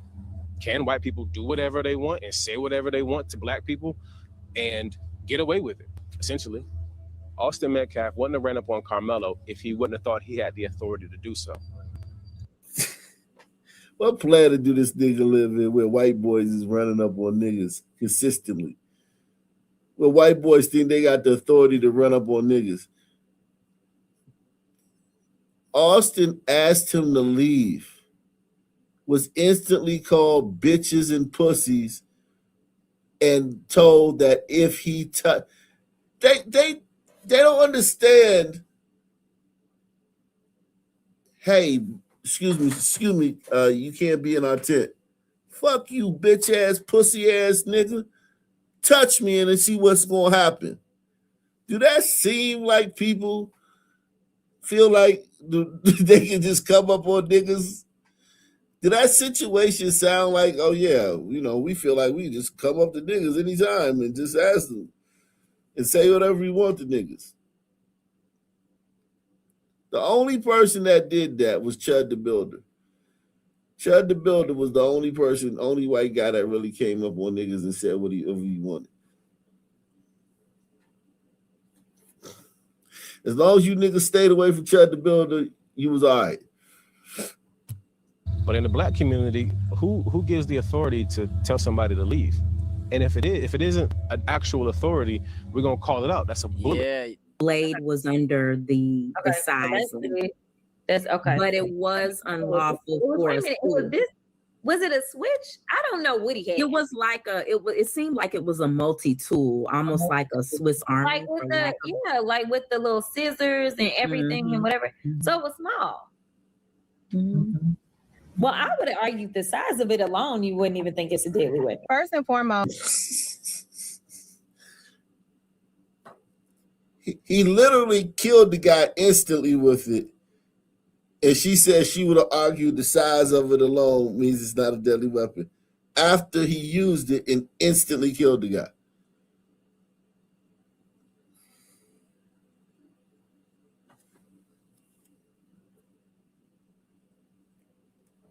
Unbelievable. He literally instantly killed him with it. What was it? Small? It was just a little old switch with the scissors on it and the nail file. Yeah, bitch. Okay. First of all, we don't know if that's true because that could be more lies. But he killed him instantly.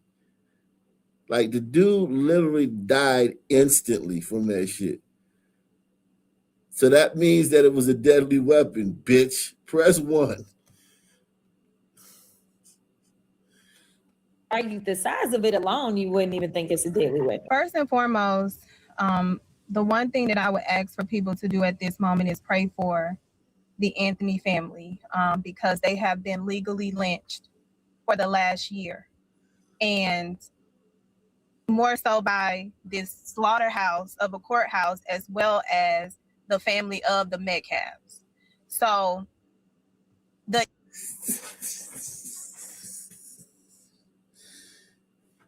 Yo, these people ain't got no shame, man.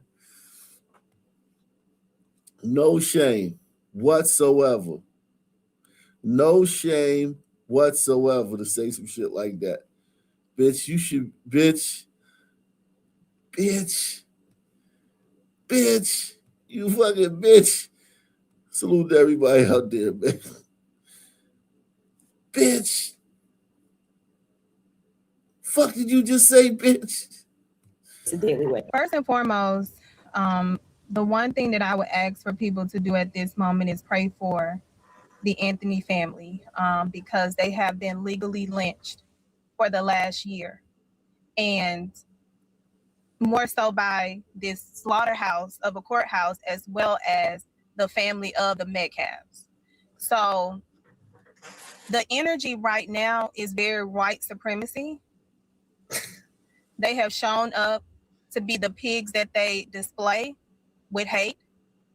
They are celebrating the loss of life and the loss of freedom. So that's the energy.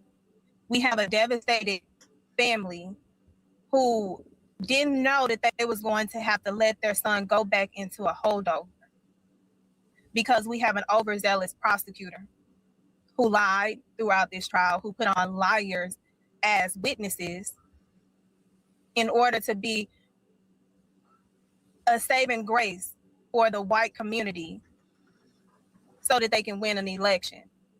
That's what it feels like right now. We already see the prosecutor made clear that he wants it to be a long sentencing.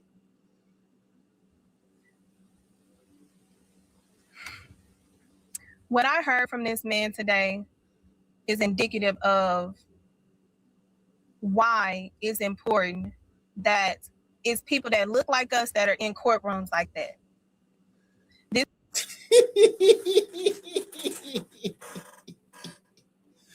Yo, what the fuck, yo?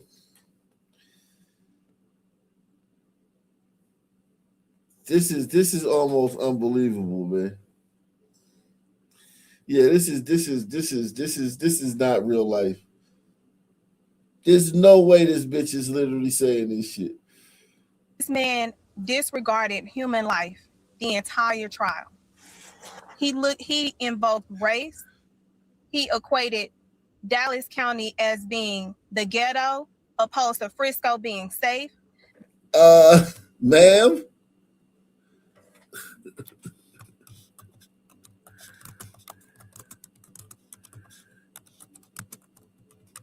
Ma'am, that would be true. Ma'am, that would be true. And I know he didn't do that, but let's just say this. The murder rate in Frisco County, in Frisco, Texas, the murder rate in Frisco is 1.13 per 100,000 residents. That means you might get a murder you're gonna get one murder per 100,000 residents. Let's do Dallas County.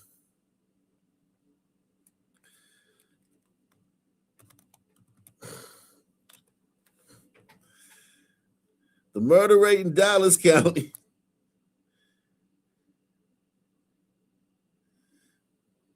.79 per 100,000. That's not that bad though. But it's worse than Frisco. That's not that bad. You niggas in Dallas, man. Y'all need to get some more killings on the board, man.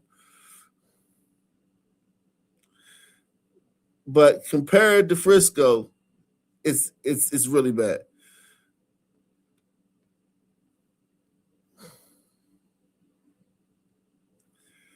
And that's only because they have more black people. That's literally the only reason. The only reason Frisco has less crime than Dallas is because Dallas got more black people. Press 1. Salute to Barry B. Barry B is in the building. That's the only reason. T.R. McCoy says, I'm so proud to be a tether right now. Never been so proud to not understand any of this shit. Holy shit. You understand this shit, man. If you've been around these niggas, you know this shit. You know how these niggas doing this shit.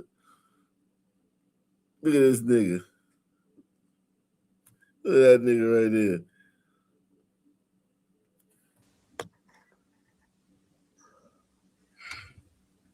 What I heard from this man today is indicative indicative of why it's important that it's people that look like us that are in courtrooms like that. This man disregarded human life the entire trial. He invoked race. He equated Dallas County as being the ghetto, opposed to Frisco being safe.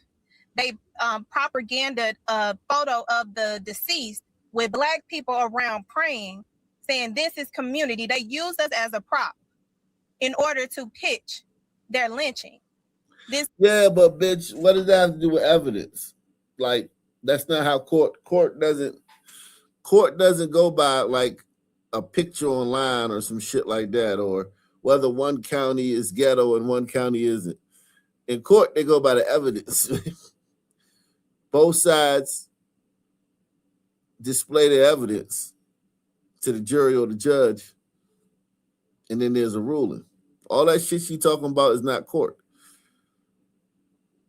What somebody said online, how people feel.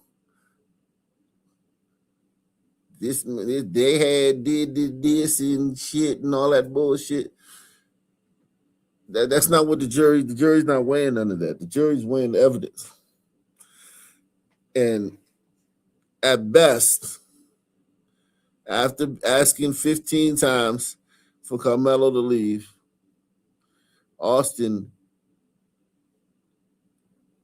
began to usher him out. And Karmelo instantly stabbed him in the chest, killing him on the spot. And you can't do that. Which has been thoroughly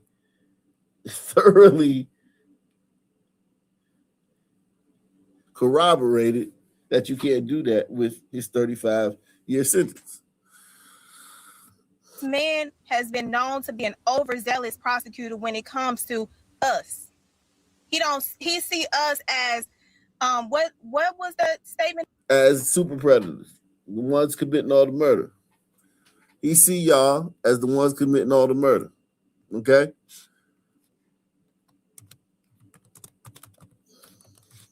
He see y'all as the ones committing all the murder. All right? Let's go to the you brought up Dallas, Texas, right? She brought up Dallas, Texas, not me. She brought it up, right? Gun memorial. This is the gun memorial. These are all the fatal shootings in Dallas, Texas. So we have, this was the last one we have record of is June 2nd. Jamarian Rice, 42. Look at the faces. Look at the faces of all the people. This isn't the Black people. This is just the people killed in Dallas. So we got her, Journey. Journey, May 26th. Journey was killed. After party turns deadly. Look at the faces. Kyrie. He got killed in the shooting in Dallas. Lil Kyrie, man. Damn, Lil Kyrie. Bless your heart, Lil Kyrie. Niggas ain't protest for this shit. This is April 23rd. This is just Dallas. We're not talking about the whole country. This is Dallas County. Look at all the faces. You notice in the common theme? It is some Hispanics. I'll show you that. There's some Hispanics in there. But it's mostly niggas. Mostly niggas. And Bobby got smoked.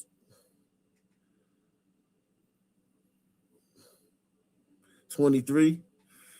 Mostly niggas. Look at this nigga. Roderick Carl Robertson. February 15th. He got killed.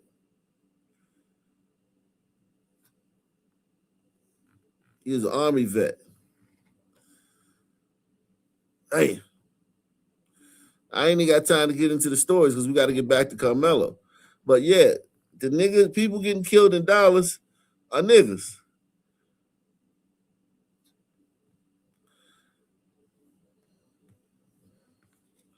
Okay?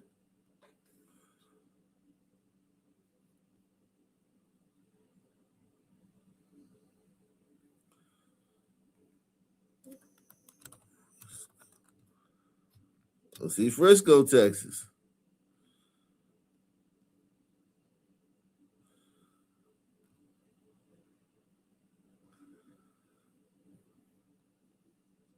Even in hold on, man. Let me find out. Even in Frisco, Texas. Hold on, man. What is Frisco, Texas demographic, man? Hold on.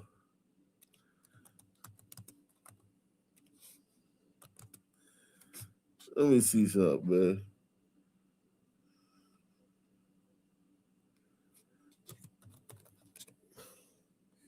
Frisco is 10% black. Frisco is 10% black. Even in Frisco, Texas, they had a murder on November 6, 2025. They had a murder on October 9th. White guy killed in a road rage shooting. And then the murder before that was December 6, 2024. They had 3 murders. They had 4 murders in 2024. Then they had a murder in 2023. This guy was killed inside of Walmart. Then they got this guy killed in 2023. Then the next murder was 2021. But it's still niggas.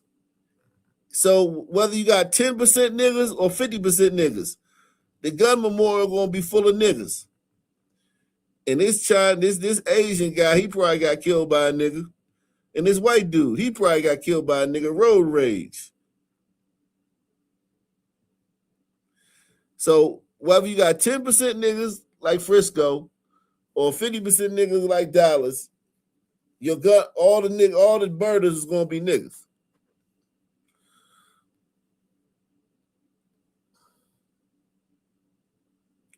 He said NFL dude was a suicide. Okay, this was a suicide. But this was a suicide. Yeah. It says right here, suicide. Yeah. So they had to put a suicide on that motherfucker. That's how few murders they got. They had to put a suicide on there to pump up their numbers. The entire trial. He invoked race. He equated Dallas County as being the ghetto, opposed to Frisco being safe. They propagandaed a photo of the deceased with Black people around praying, saying this is community. They used us as a prop in order to pitch their lynching. This man has been known to be an overzealous prosecutor when it comes to us. He see us as what was the statement that the people committing all the murder and all the carjackings and all the home invasions and all the knockout game and all the team takeovers. Free labor. That's what he see us as. We already got the money set aside for appeals bond. Why? All white jury, the judge and the DA are buddies, along with the dad, best friends. That's been our trouble. Now they're not even in the picture together no more, which has been debunked. They're not even going with they were pictured together. They saying they best friends. Don't you think that if his father was best friends with the judge, that the mainstream woke media, the CNN, MS Now, Fox, the mainstream woke media, the Griot, the Root, the View, all of them would have fucking been saying that shit?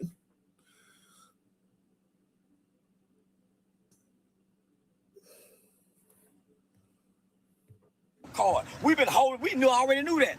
God has spoken, and you cannot make me believe that as many gray-haired white women on that jewelry that's dealing with white guilt about going to heaven is not gonna have no compassion about a kid that's been straight A from the time he's ever read a book in school. has no history of violence, has saved children's lives by risking his own life by jumping in to save somebody from drowning. People.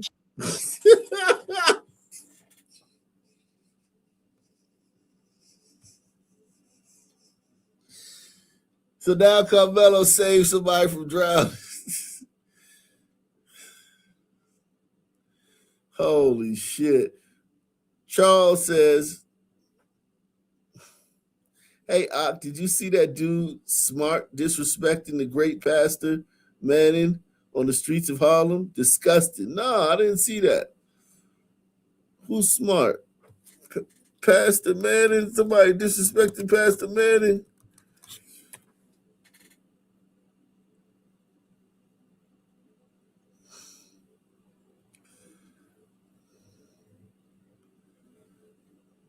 I didn't see that, man.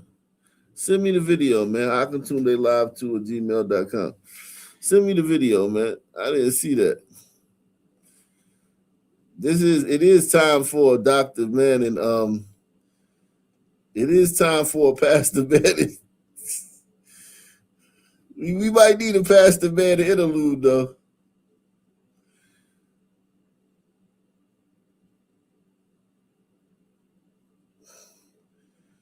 Speaking of, we might need a Pastor Manning interlude just to, like, some sage to ward off these Negro spirits, man. I might need to go to Pastor Manning in this motherfucker.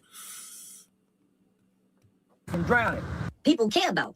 Nobody gives a fuck about nothing we give a fuck about, bro. They don't care about saving us, bro. They don't care about, they ain't even giving a fuck how it look no more, bro. This nigga has killed so many. This nigga and his crew have killed so many niggas. This is Tay Capone, yeah. He King Von's one of King Von's right hand man. They have killed so many niggas. Him and his crew. It is absolutely insane that this nigga's talking about this shit. They have murdered, like it's not like an opinion. They have murdered so many niggas. And yes, a lot of them was ops that was, in the game and shit like that. But a lot of them was innocent people caught up in the shit just from y'all shooting everywhere.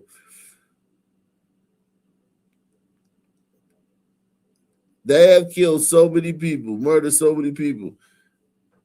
This is the thing about it, man. Because Cardi B talking about it. She's a fucking criminal. Yo, unbelievable, man. Look, all racist. We look like we back in the 50s, but they don't even care. They doing it in our face and showing us we still don't mean nothing to them, bro. They showing us every day, every inch, every which way, bro. How could you turn around and convict Karmelo Anthony of a murder like this after y'all just let Rick Chow off a murder? Then you got all these Asians coming up trying to tell us how we should feel. We have to teach our children to keep their hands to themselves because potentially a black person might stab you. Don't you think that's a good lesson to teach your children? It's a good lesson, Hotep, if you're trying to perpetuate the worst stereotypes that people out there say in terms of what to do when you're around certain demographics. I'm pretty sure if we look at social media, that stereotype already exists. Elon pushes it every day. So let's not act like I'm making it up. Well, no, you're not making it up. You're perpetuating it. Yes, I am, because that's how we operate. Well, who's the we? Black people. We have a fuck around and find out policy. Don't start no shit, won't be no shit. Keep your hands to yourself because we might hurt you. That is evident, and we are not apologetic about that. That is a stereotype, and stereotypes, just like you wouldn't walk into a tiger cage and mess with a tiger because it'll bite your head off. You don't want to fuck with black people because we might fucking kill you. I'm not afraid of the stereotype. Whether you want to teach your kids the stereotype or not doesn't matter to me. But I would tell my children, white, black, Latino, Asian, don't put your hands on people unless it's in self-defense. That's where the conversation starts with me. Had Austin Metcalf had his father around, But his father was beating on his wife, unfortunately. Had his father been around, he could have taught him to keep his hands to himself. But obviously, he learned from his father not to keep his hands to himself. That's why I say we need to have that talk with our children. Again, you won't agree to that, and that's problematic. I won't agree to that. It's always best to keep your hands to yourself to avoid conflict. We can all agree with that. If your point is to say it's always best to avoid conflict with us because we will fucking kill you if we don't like the way you touched us, congrats on setting relations back 100 years by confirming the worst stereotypes that anybody's ever had. And by the way, I don't think so. Hadn't said what he said. Well, you don't think so, but and maybe if you want to talk about statistical overrepresentation when it comes to crime, it's that mentality that actually contributes to that statistical overrepresentation. And maybe you should be focusing on the right lessons for your community as opposed to the what you think is the right lessons for the white community. I'm glad you brought that up. Because I have no interest in telling black people to turn into pussies. No, we are violent people. Humans are violent people. We've seen that all throughout history. If white people want to die because they're putting their hands on the people, you can teach your people to be peaceful. I'm not telling black people to be peaceful. I'm not telling black people to lay down. Individuals on the internet, right? Who then boo-hoo, whine, and cry about stereotyping and profiling. And why do they think that black people are so violent? Why do they treat me like this? It's because this is how you present yourself, right? That's why you get treated the way that you get treated. I mean, this is not hard to figure out. So the unfortunate reality is that these people are so brainwashed that they're now running around and attacking random white people. Random white people. Let me show you this shit, man. I'm gonna show you this shit online, man. Everybody hit that like button. Smash that like button. Take the sponsorship challenge via PayPal, Cash App, or the Super Chat. Sponsor the show. This nigga right here. This nigga right here, man. Look at this nigga right here. Come back, Kid Bowie. Come back, Kid Bo. I ain't worried about my past. I'm focused on living it up. That's his bio. From Jacksonville. Okay, he's from Miami, but he in Jacksonville. Okay, let's see.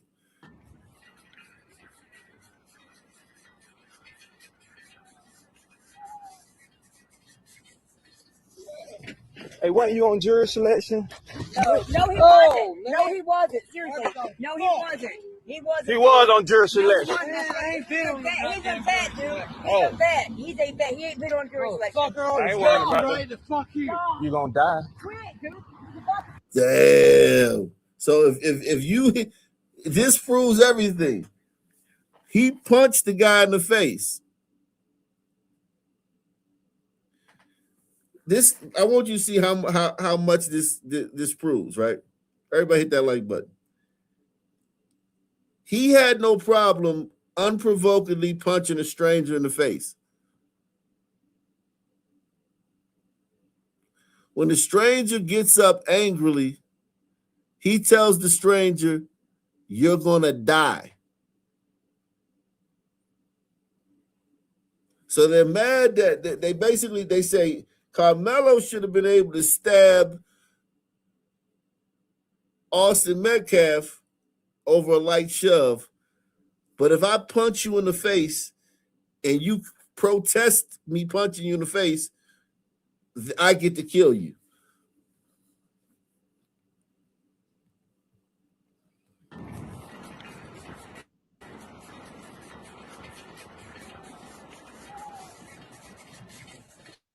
That bike loud as shit. Hey, wasn't you on jury selection? No, he wasn't. No, that was a hard ass punch. You hear that shit? Listen to that shit. Jury selection? No, he wasn't. He clocked his ass. Clocked his shit. No, he wasn't. Seriously. No, he wasn't. He wasn't. He was on jury selection. He's a vet. He's a vet. He's a vet. He ain't been on jury selection. I ain't worried about that. Fuck you. You gonna die. You on jury? When you on jury selection? No, he wasn't. He wasn't. You on jury selection? You was on jury selection? Oh, not for Anthony, not for Karmelo Anthony. Oh, all right, my beat. I thought you was on jurisdiction for my beat. Man, what?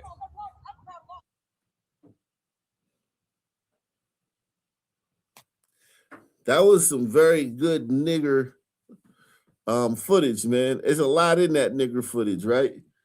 Like, he's not afraid of that white guy pulling out a gun and smoking his ass. What if that white guy would have had a gun? What if that white guy would have had a gun? What if this white guy would have had a gun and pulled it out? What if this would have been a Chud the Builder type white guy? And he would have pulled out a gun and smoked that nigga. Put a bullet right between his eyebrows.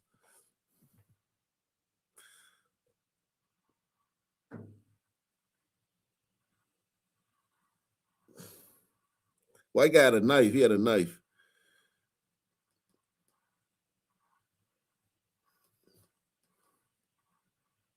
What if he would have pulled out a gun and shot that black dude right between his eyebrows? Niggas would have been upset about that. Press 1. Niggas would have been upset. We just venting. We as a community, we venting. We got a right to vent right now because we've been wronged.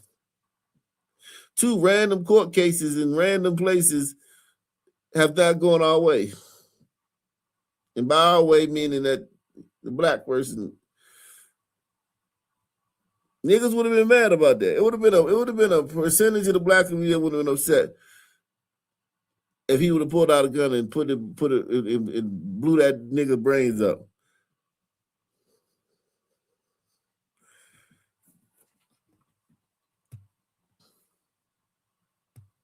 No, he wasn't. No, he wasn't. Seriously. No, he wasn't. He wasn't. He was on jury selection. And then his girlfriend got to explain that he wasn't on jury duty.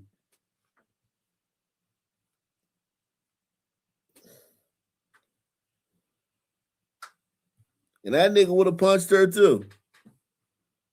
That nigga would have punched her. He's a vet, dude. He's a vet. He's a vet. He ain't been on jury selection. I ain't worried about that. You see that? You see the blade? He got the blade out. Hold on, let me show you. Right. Let me show you. He got his blade out.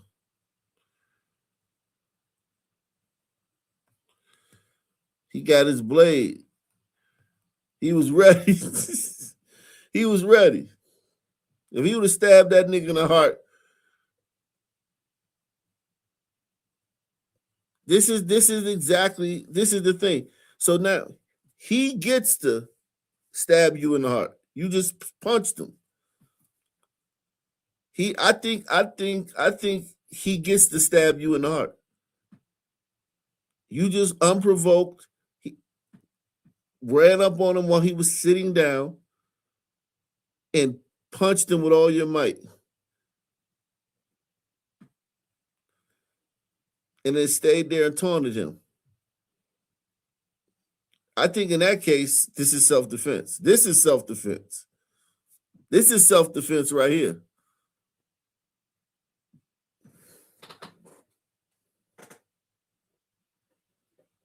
This is self-defense. Salute to everybody out there, man. This is self-defense.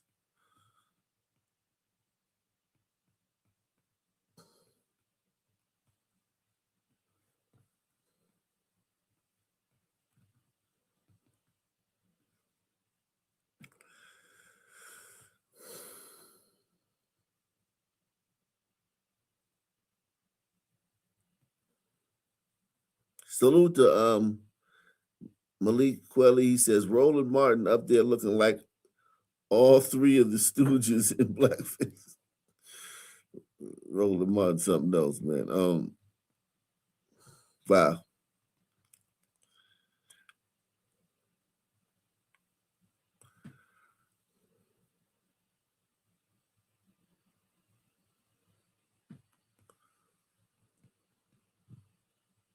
Karmelo Anthony has been found guilty, as he should. as he should, over the incident that happened more than a year ago of him stabbing that boy at that Frisco track meet. Let me be very clear, people. First off, that family raised over $600,000 damn dollars that was supposed to be the main purpose to the boy attorney fees. They gave this boy a public defender. You want to know why, in my humble opinion? Because his family, his parents looked at that situation, knew exactly that that boy had no chance at all. So what they did was they went to go spend the money on damn houses and materialistic things, such as dodo brain black people do. Let's see, man. Salute, man. I'm gonna drop the link in a minute, man. Take care of you.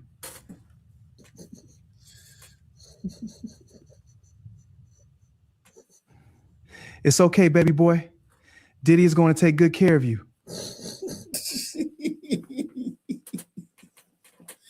Diddy, man. God damn it, man. But listen, he really is this scared right now. I would be scared if I was 17 going to prison. Listen, man, if I was 17 years old if I was going to prison right now, I would be scared. You know what I mean? Like, fuck. Everybody's scared when they go to prison. Very few people is like, yeah, man, can't wait. Because even if you're in a gang, right, you know, as soon as you get to prison, there's the other gangs gonna be like, what gang you banging? You be like, oh, I'm a blood, and the Crips they gonna want some smoke. You know what I'm saying? The GD's gonna want some smoke, whoever, you know what I mean? The fucking Latino gangs or whatever. So like everybody's scared when they go to prison, right? Everybody's scared for different reasons, right? Some niggas scared because they got a lot of shit going on out here. They like, you got an apartment, you might have a house, they got a car note, they got a family and shit. You scared like, oh shit, I'm losing all that shit. But people are scared when they go to prison, man. That little boy, 7, he 19 now. He's definitely scared. He's scared as shit. He's scared as a motherfucker right now. He's shaking. He's shaking.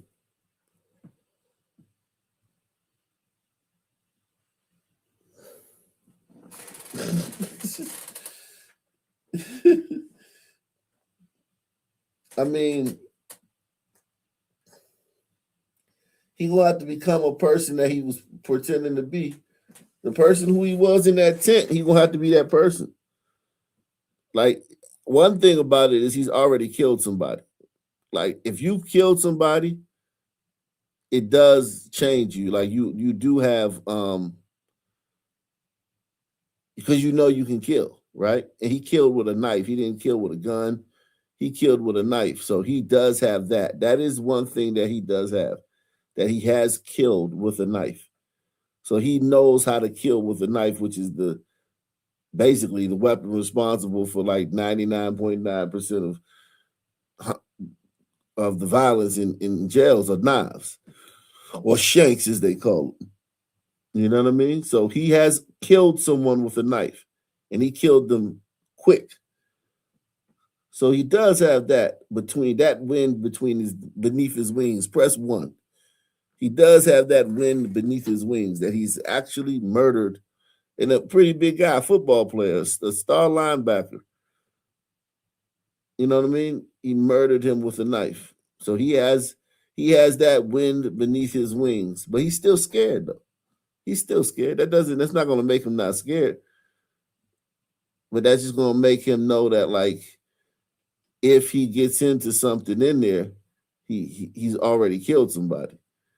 So he can, rather than opposed to be like, damn, this is my first time, whatever conflict I'm going into now, this will be my first time actually stabbing somebody. You know, he's already stabbed somebody and killed them. So he's busted his cherry. So he does have that. But he's got to be that guy he was in that tent to survive in there. And it ain't no Austin Metcalfs in the joint.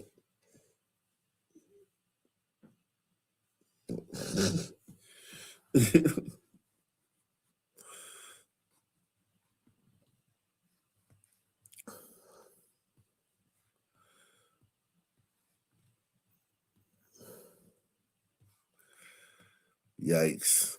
This bitch got a mustache. Is this a bitch or a nigga? Oh, that's a nigga. I need y'all to stop posting the new mugshot of this child.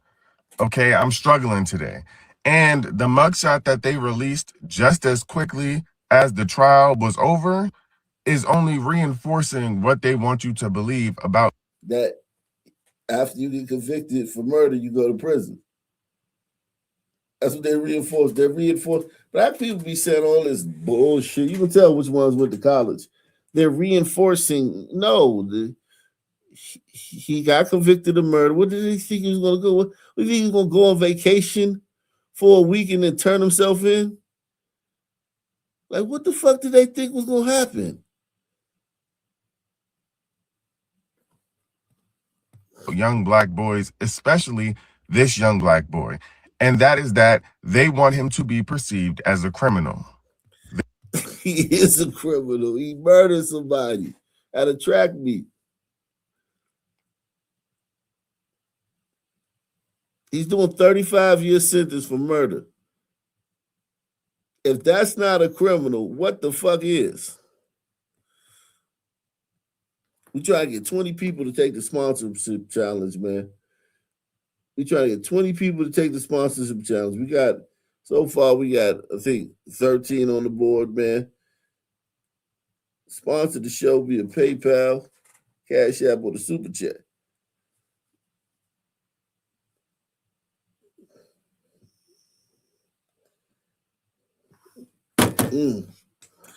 I got your thing, bro. I got your video. I'm gonna play it later on. They didn't want no cameras inside the courtroom. They did not want the trial. They didn't want no cameras inside the courtroom. That was y'all. That was the black side. That was his side that didn't want the cameras in the courtroom. The Metcalfs wasn't against none of that shit. This dude is guilty of sin. Every precaution that was taken out of wokeness. They wouldn't release the video because it's a video of a black kid killing a white kid. So they didn't want to release that video. No cameras in the courtroom. All these precautions were made to placate niggas out of wokeness. Press 1. To be public, but as soon as the trial ended, they give y'all a picture of this child's mugshot. There's no coincidence there, right? This is all a part of a system. This boy was the captain of his football and track team. No, he wasn't. That nigga was not no captain. Did he act like a captain? These people don't understand about sport. A captain is the upstanding person on the team. They said he was the captain of the football and the track team. First of all, he was suspended from school. Is that a behavior a captain on the team does? He's in an opposing team's tent, calling everybody pussies and bitches, and daring them to touch him. That's not no captain. What are you talking about? I wouldn't even have to know that was a lie just to know it was a lie. I could tell off his behavior he wasn't the captain of the team.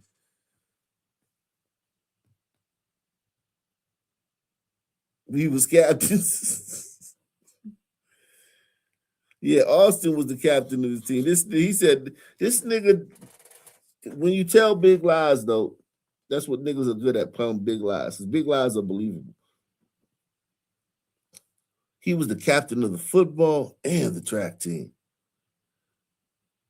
This little wannabe thug nigga was the captain of the football and the basketball. The captain is usually the hardest worker, the person that shows up early, the person who, does what the coach is like the coach on the field, or in track, I guess you would be the one who has the hardest work ethic, the one that practices the most, the one that's, got the best grades and shit. Not some little wannabe thug and shit. Like, nah, man. You ain't no fucking captain. The fuck is you talking about, nigga? He worked 2 jobs, and he had a 3.7. All this is lies. I still haven't seen the transcript. I think everything they say about this was a lie.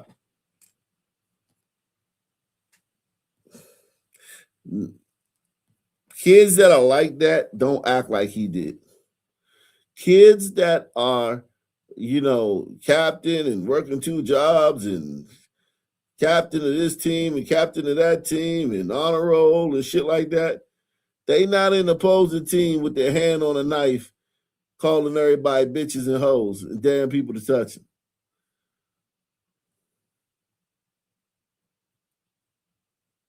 And that ain't the behavior of the kid he described. 8 GPA. And guess what? Even if you now it's a 3.8. Remember it was a 3.7. Now it's a 3.8. Before we know it's gonna be a 4.3. And he was taking all AP courses. His whole course load was AP classes. And guess what? Even if you stripped him of all those accolades, he is still just a black boy. A black boy who defended himself. He is not a criminal. So every time that we post a mugshot of this young man, we are only further perpetuating the idea that black boys are criminal, are dangerous, are harmful. So if you post, here's this individual's mugshot. By posting this individual's mugshot, you're promoting the idea that all black boys. And he was none of those things. He had no history of being violent, aggressive, none of those things.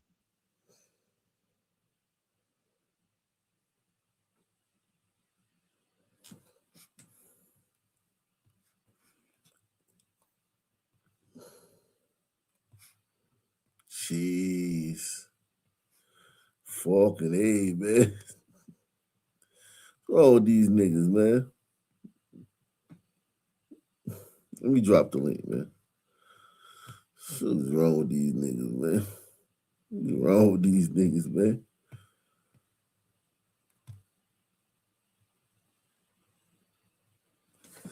Why I automatically think he was living like that? You talking about why what do you mean? Why do I automatically think you think why do I automatically think Karmelo was living like what? I don't know. I don't you're not being specific.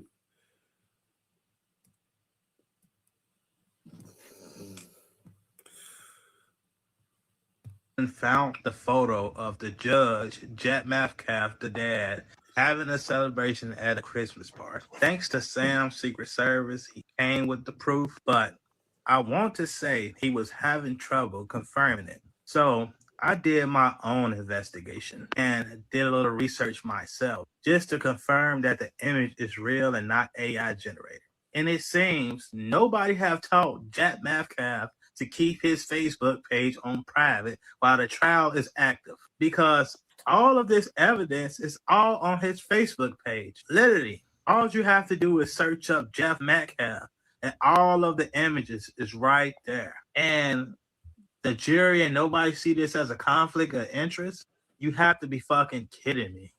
This not only proved that Karmelo is not guilty, but this case is fucking corrupt. They've been trying to play in our face this whole fucking time. And it's all just out there in the public. We need to get the fucking jury to see this shit before they make their verdict, because this does not sit right with me. This is a bunch of bullshit. If they don't dismiss this case and throw this fucking case out and give Karmelo a not guilty, I don't think this is going to sit well with the community, especially with all of this evidence and proof out. That's something that they damn sure don't want to deal with.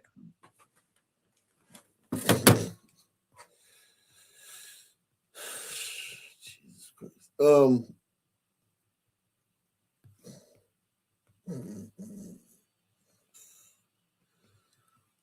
Hey, this real quick. But dear, I want to say young black men, but shit, dear black men, period. Stay your ass out of that courtroom as best you can. Just stay out that motherfucker. Anytime you got to go to a courtroom, in my opinion, you didn't already motherfucking like even when you win, you lose, especially if you had to pay a goddamn lawyer and court fees and all. Like you anytime you in that motherfucker, you done lost. And I've said this shit for years, bro. It's two different laws. You got motherfucking white laws and you got black laws, but they ain't the same goddamn law. And if you don't believe nothing else I tell you, stay your ass. Do the best you can to stay your ass out of that goddamn courtroom.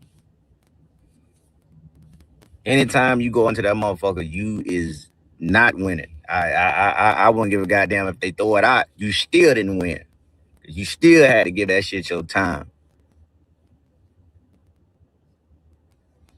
And it's the craziest shit. Like I told the motherfucker long time ago. When have you ever seen a all black jury? Like, we celebrate 250 motherfucking years in this country. If anybody could name one time it was ever an all black jury, name one motherfucking time. You can name a million times it had been all white motherfucking jury, but you can't name one time, I bet you, in 250 years that it's ever been an all black jury. How would he know that? Like, has he done a survey? How does this nigga come into that? Like, how does he come to this conclusion that there's never been an all black jury, but there's been millions of white juries? And I'm not saying that is even like important, but has he seen? Did somebody go and do a test, do a study, and survey all the juries and all the court cases and all the counties and all the municipalities? Come back and say, "Hey, man, like, where's he getting this from?"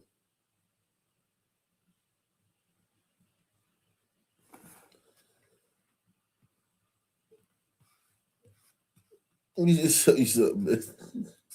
Let me show you something.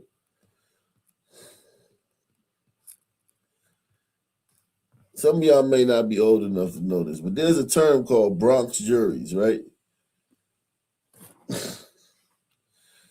Bronx juries is a colloquial term in the New York legal system community describing the tendency of juries in the Bronx to acquit criminal defendants at higher rates and award larger financial payouts in civil case compared to other boroughs. This Bronx effect stems from the county's demographics and shared socioeconomic.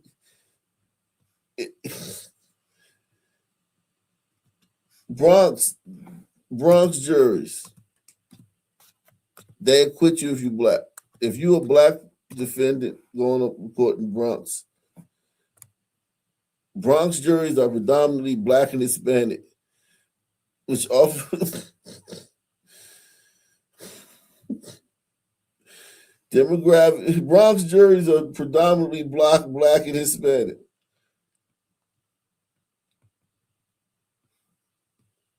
And Bronx juries doesn't just mean in the Bronx. It's just it's a term they use for if you're in a predominantly black area, the jury's going to acquit the black guy. And they're going to, that's why a lot of these cases, they try to move them to other areas to get a fair jury. Because if you get a jury full of niggas, they won't let the nigga off.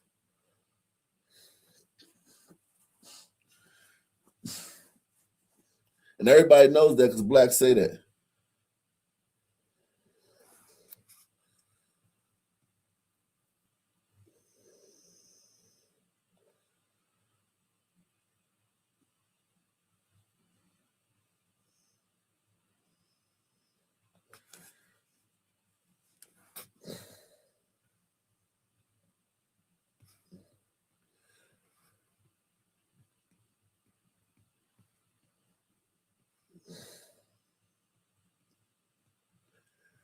This shit is crazy, man. You niggas are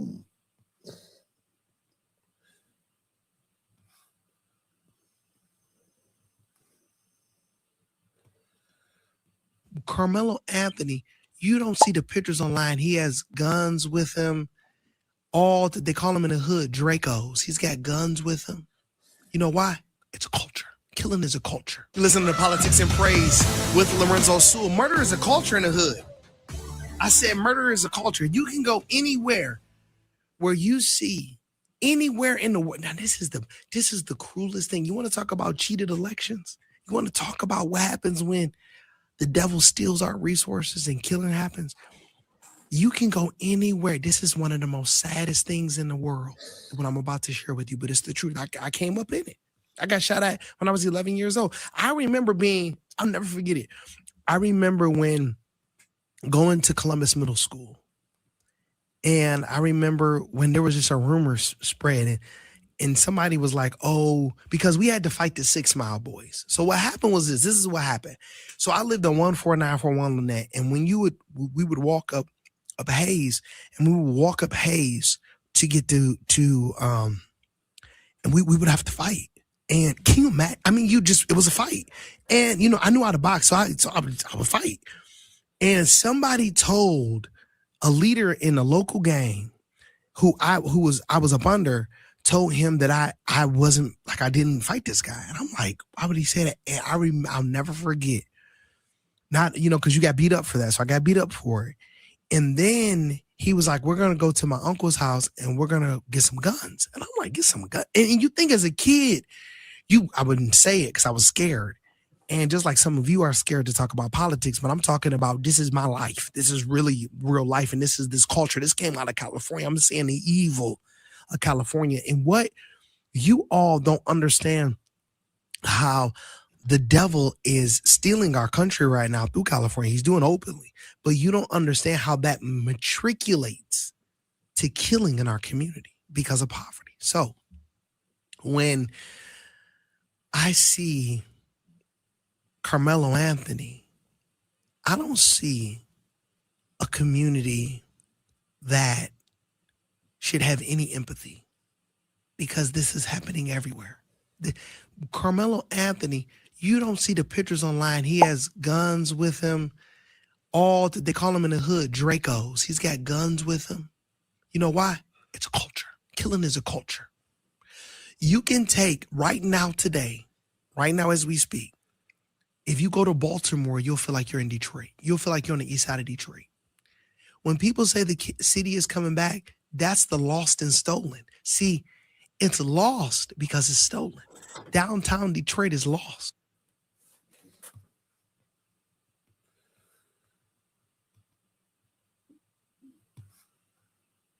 And I am finding more and more evidence that I just keep digging into the Carmelo Anthony testimonies, and I am finding more and more evidence that not only is he actually innocent, but that the people on the witness stand are flat out lying. So here's an article from the day of the incident at the track meet, and according to several articles I have found, the police report said that the victim and the suspect were sitting nearby, and the victim proceeded to touch Anthony, and Anthony told the victim to punch him and see what happened, and then the victim grabbed Anthony. Funny how only one witness for the defense mentioned that grabbing, and none of the 9 other students that they paraded on the witness stand. Not only that, but the police. That means that it probably that article probably got it wrong. That article probably, either got it wrong or misinformation or just lied. Do you ever think about that, Porky Pig? Used Carmelo's backpack to weigh down the tarp to cover up the evidence, and they didn't realize that it was the suspect's backpack. And yet the resource officer who testified never mentioned that part on the stand. And the officers also said they took cell phones from several of the witnesses, yet we were told on the stand that they did not confiscate any phones. Also doesn't make sense is that the knife was only partially opened. There's no way that you can actually stab somebody through the sternum with a partially open knife. It would fold back in on itself. The only scenario that makes sense is if the knife was starting to be opened and Austin fell on the knife, like I've been saying the whole time. Now sternum with a partially open knife. It would fold back in on itself. The only scenario that makes sense is if the knife was starting to be opened and Austin fell on the knife, like I've been saying. Stand that they did not confiscate any phones. Also doesn't make sense is that the knife was only partially opened. There's no way that you can actually stab somebody through the sternum with a partially open knife. It would fold back in on itself. The only scenario that makes sense is if the knife was starting to be opened and Austin fell on the knife, like I've been saying the whole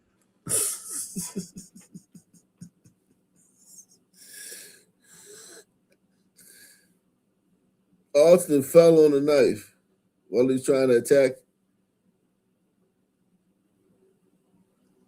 He's trying to attack Karmelo, and he fell on Carmelo's knife.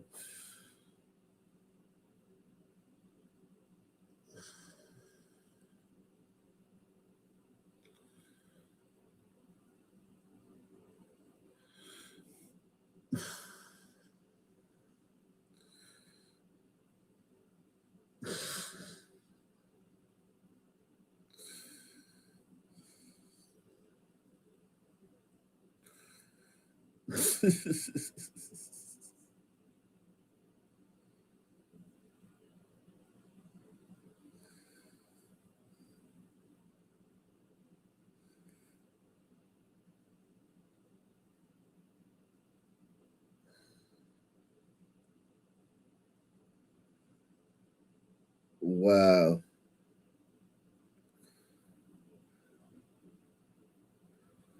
Unbelievable.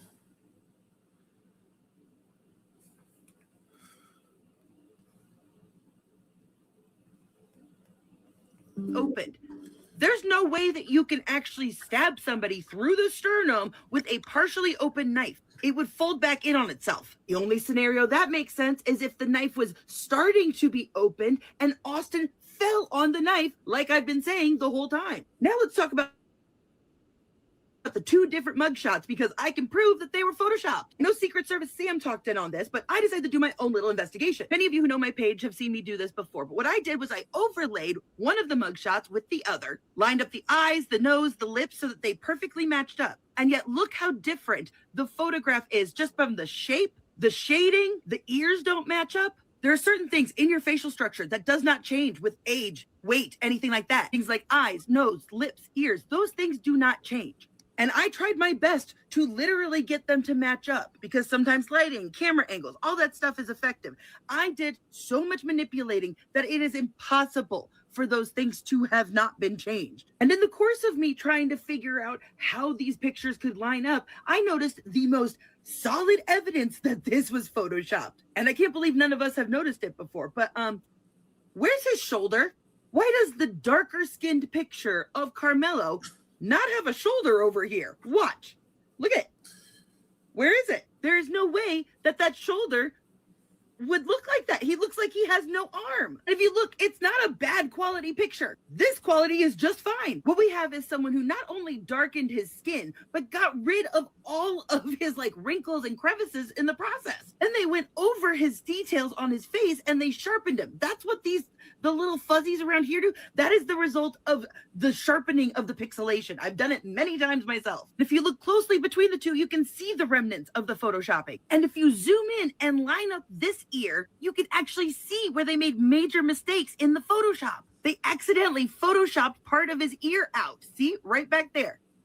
And then if you look right here, right there, there's where the tool messed up. That is a little line. You can see right here where they blurred out his eyebrow. They did this not only to prejudice the jury, but to cover up Anthony's freaking injuries. Notice how they gave him literally different color lips. Pink lips don't all of a sudden become brown in low lighting. Notice how the nose is less swollen. As a makeup artist, I can tell you that these lines are genetic right here, and yet they are missing in this picture. You can even still see the remnants of this lock right here that they literally photoshopped out right here. And you can tell it's the same photo by the highlighting, because notice how the middle of the forehead is highlighted and the sides are dark. The faded remnants of this highlight right here. As you can see, I perfectly lined up the ear here. And when you go back and forth between the two pictures, the locks don't look the same, right? Well, I want you to watch very carefully what happens to the proportions as I start playing with them, stretching it and elongating and zooming in. Watch. Notice how these locks all of a sudden are going to be lined up, and then this lock right here is going to suddenly line up. And you can see where they edited it and added more hair. You can really see it with this lock right here. And this is such a unique shape right here. There's no way. And the mere fact that the family is with the judge in this picture is enough. Here's the prosecutor, here's the judge, here's the Metcalf mom, and there's Jeff Metcalf right there. And let's go ahead and peep where the judge's hand is on her, right on the hip. Because it can't be the dad, can't be him. His arm is right at his side. Being comfortable enough to put your hands right there on a woman means you are close. And supposedly, the parents were seen outside on the phone trying to convince Austin to come to court because he was being called by the defense to testify. That's why there was a freaking 3-hour delay. And so I'm really confused on what happened behind those closed doors. Witness not showing up along with this picture, the clear evidence of Photoshop is way more than enough for either a mistrial or, if they find him guilty, an appeal. And let's stop pretending that if it was the other way around, this wouldn't have even gone to trial. Hey, What's up, man? would I be really wrong if I want her to get the Pava Lapierre treatment? No, you wouldn't. No, you wouldn't. She's grifted. She's obviously grifted. You know, she obviously knows that you can get a lot of engagement or followers by talking that type of shit. Black people love when white people talk that shit. They're like, look, a white person saying it. Yeah, that may be so, but do you really think she's that cunning, or do you think she's just that stupid? She's just a liberal white idiot who probably really believes this shit. I really think she believes it. Nah, I don't think she believes all that. I think she's grifted. I think that she may be woke and she may be a fucking mudshot, but I don't think she believes it in her hearts of hearts. She just knows niggas are stupid and it can get her a lot of engagement and a lot of followers. Yeah, maybe, but I don't know, man. She doesn't sound. She just. And unless she has a history, like if she has a history of this type of stuff, I mean, yeah, she might actually have a history of doing some stupid shit like this. But first of all, she's a woman, and I don't think she's that cunning to play like that type of game. Because I just seen a lot of dumb white girls that do this shit. You know, like the girl that befriended the guy that murdered her mom. You remember that story? He was in prison, and definitely. She befriended him and had him over, and she killed him. This is that girl. That's Pava Lapierre, and that's her.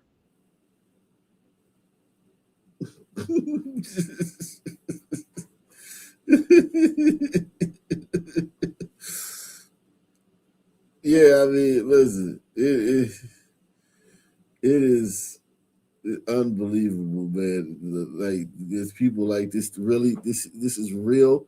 But that's why I think it's too good to be true. She has to be somewhat grifting. When it's too good to be true, it usually isn't. It usually is. Usually is. Yeah, she's grifting. Yeah, but she could also be going off like her. What is grifting? Grifting is more like disingenuous, like she really doesn't mean what she's saying, and she's just doing it for the views, for the audience. That's pretty much grifting. Or is grifting more like, hey, I have a lot of black friends, and this is me virtue signaling my allyship to them. And would that be considered grifting too? Because I think that's what she's doing more than the views. Like, hey, I'm one of the good white people, you know. I'm not the oppressor. I'm on your guys' side, no matter what. I would say, yeah, grifting is like placating to the audience, no matter what you really feel, just saying what you know they want to hear. That'd be a grift. Or saying the opposite to get a reaction out of people. Mm-hmm. This is this is absolutely insane, man. So much going on. Let's see this. So we got this guy right here. We had remember the mass shooting at the Ohio's festival the other day that no niggas talked about, where 12 were injured. Kenai Taylor, 20, has a warrant for 11 counts of felonious assault for his involvement in the Old West End Festival shooting. Toledo police say the incident stemmed from two groups disrespecting each other, led into a little bit of a foot chase before one individual assaulted another. At that point, one person pulled out a firearm and started shooting someone from the rival group, then pulled out this firearm and started returning fire. 3 of the 12 people shot were involved, while the other 9 were innocent bystanders. Yeah. Half of the victims arrived in the hospital with torn quadrants, but all are expected to make a recovery. So you got this happened just the other day in Black America, and not a peep. I'm talking about not one video about this. That's the one we did it live on.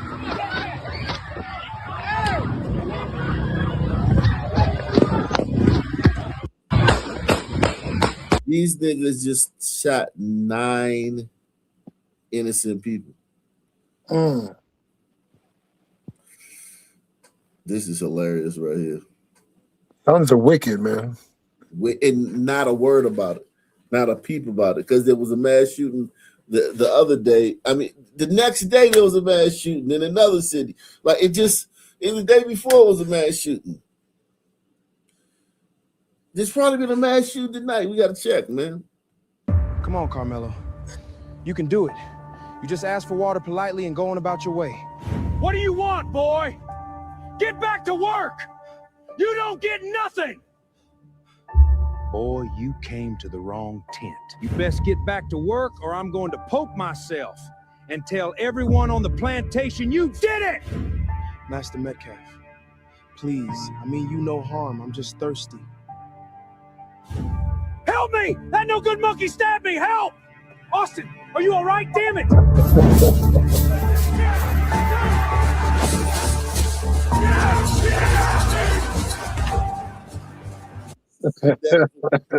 Netflix.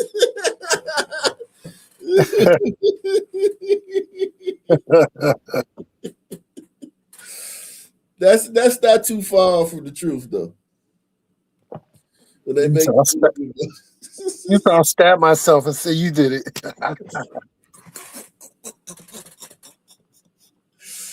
Oh shit, man! Everybody hit the like button, man. Like button. Sponsor the show via PayPal, Cash App, or the Super Chat.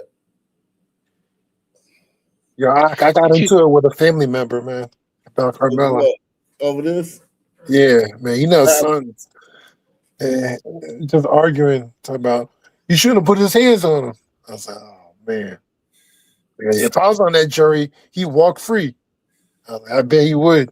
Yeah, definitely. The sons just live in I don't know how to describe it. Like they just think everybody is against them, especially white folks.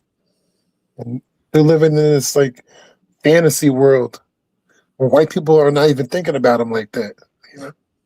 That is so true, man. That is so true. I mean, nobody wants to see black people succeed more than any other race.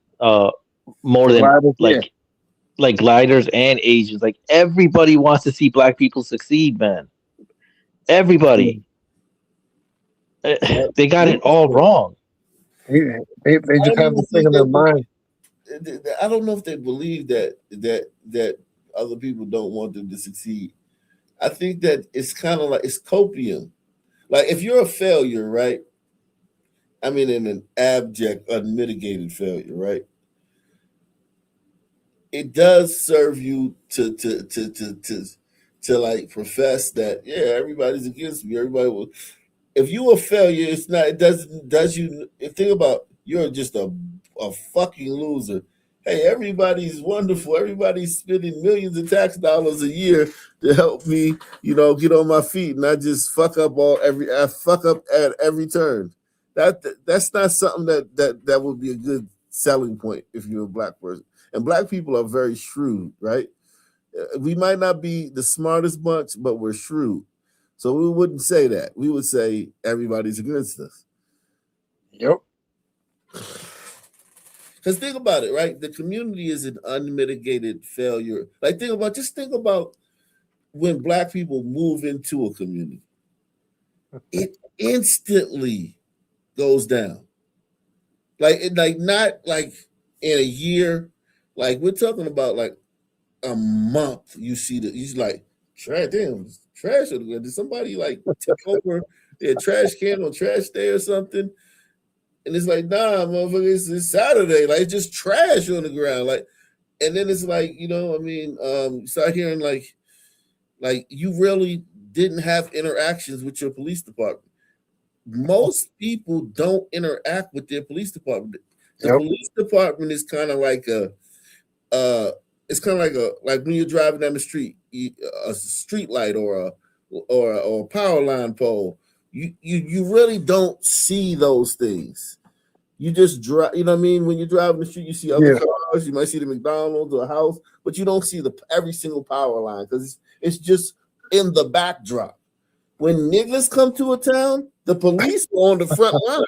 Even racist and brutality. We need more officers. We're putting out we're paying more for. We're raising the salary for officers and giving all these perks to get people to join the police department. But when you're and I notice you're living in the white town, they're in the police department is in the backdrop. It's not part of. People don't think about it. People don't interact with it until niggas come around. Yeah, okay. In the glider town you live in, the cops, they probably don't pull people over that much, right?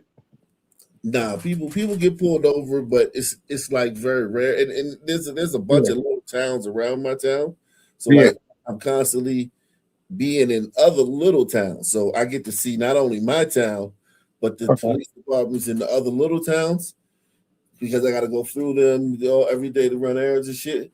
And you'll see white people pulled over, yes, but it's very, very rare.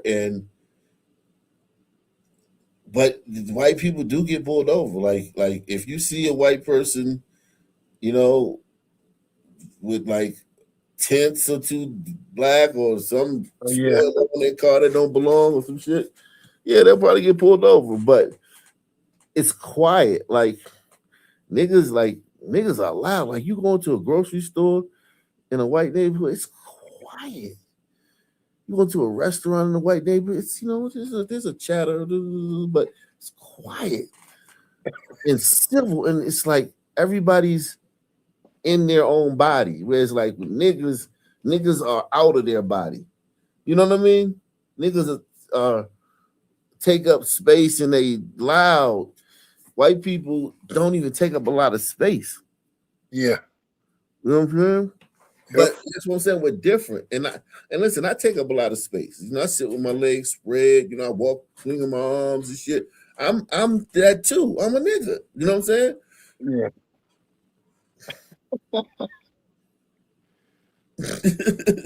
But it's like it doesn't work. The multicultural thing doesn't work, especially when you got a group that is going to play that game like, oh, everybody's against us.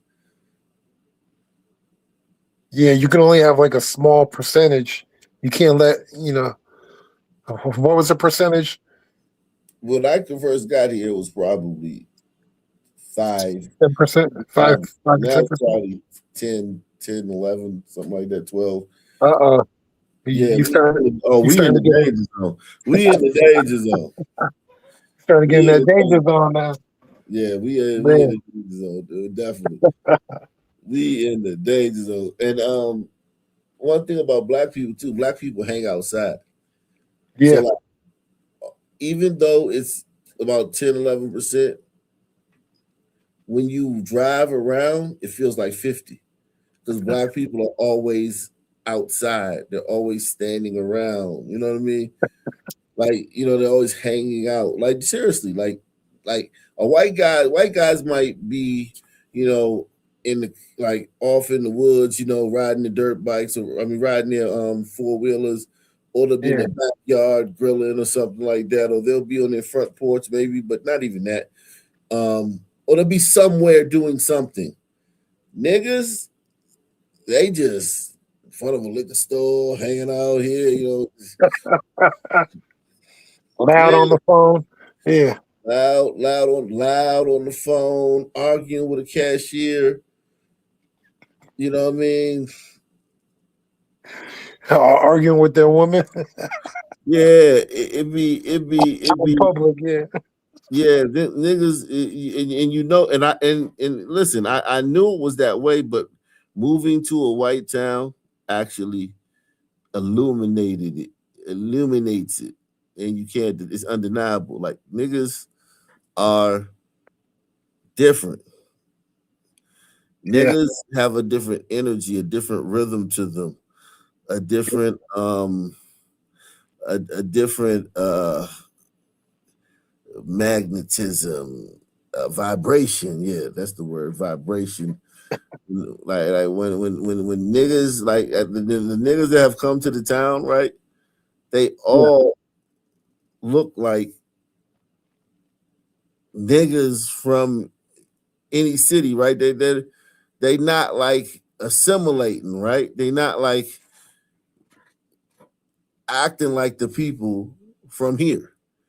They are overtly acting like New York or Philly or Baltimore. Yeah, they not like trying to fit in. They like overly like I bet a lot of these niggas wasn't even all that near town. Yeah. You know what I'm saying? Now they here and they acting like they, gangsters and shit. You know what I mean? Yep. They want attention too. Yeah, it's like they overly doing it and shit. And they hope you say something to them too. Yeah, They can cut nigga, you up. wait till somebody say something to them. Nigga love conflict. Yep. You know what I'm saying?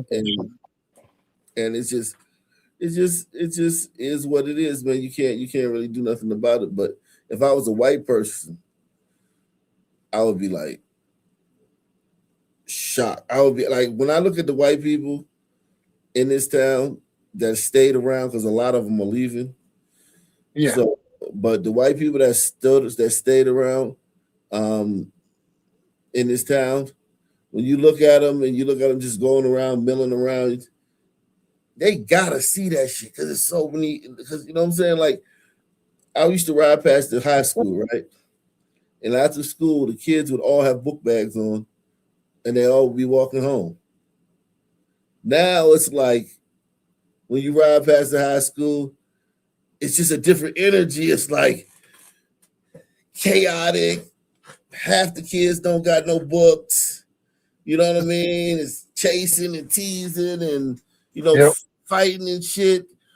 And I swear, when I first moved, you ride past the high school at 3:00, 4:00, something like that, and it would be like you couldn't even you'd just be like a bunch of little kids like worker bees walking home with their book bags on.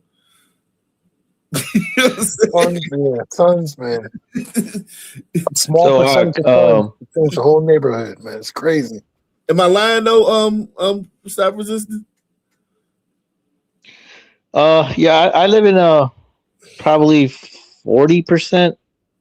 I think maybe 30% sun area city. I'll be honest with you, man. Where I live, it's not really that bad. I mean, Okay, yeah, but here's the thing. I'm not necessarily talking about murder and all that shit. I'm talking about like what like the differences in ways and in actions, and what are the differences you see in like the norms, the social norms, or is it or not? You know what I mean? I don't know. Yeah, like okay, so if I go to the grocery store, I'm going over there, like you'll see, 40, 30% Suns, 60% whatever gliders, whatever. Uh, I mean, maybe I'm just so used to it, I don't really see it, but I mean, yeah, there is a difference. Meaning, like, for example, I was at the store, where you can pull up to get your medication and stuff, the pharmacies. I was there, and right at that pharmacy, they have a outdoor, like the garden area of a store. They have an outdoor one too, where they have all the plants and all this shit. You can see, Mm-hmm. you can pick them up and take them inside and buy them. Mm. And so I was looking at this lady. She parked her car next to the plants, opened her back door, pretended like she's all looking and interested in them and shit. And I could clearly see her. And she picked up like two potted plants, put them in the back trunk, and just drove off. I was and I was like, I was like, oh, there goes that high trust society. Like now, it won't be long until all these things are inside. You won't be able Yep. to, that type of shit. And it was a Sun woman, and I wasn't surprised about that. Um, I was gonna ask you, Ak, like, so you're saying like, it's turning more sons in your area, and you have two kids, right? So when your kids are like of age of elementary school, middle school, high school, what is your plan? Do you plan on sending them to a private, predominantly glider My school, or daughter goes or to a private public school school? now. My daughter goes to private school now. Oh, okay. And it's predominantly gliders in there, obviously. Yeah, it's probably 80 to 75% glide. Okay, okay. So you're ahead of the game. Obviously, you're ahead of the game. Okay, I was Damn. curious. I saw them sons moving in. He was like, nah. Nah, I mean, I just wanted. Listen, I wanted my kids to go to private school anyway, man. Like, just there's some sons there, but I mean, it's enough sons to where she not gonna she not shocked to be Yeah. see sons when she go Yeah. to school. She sees sons, but as far as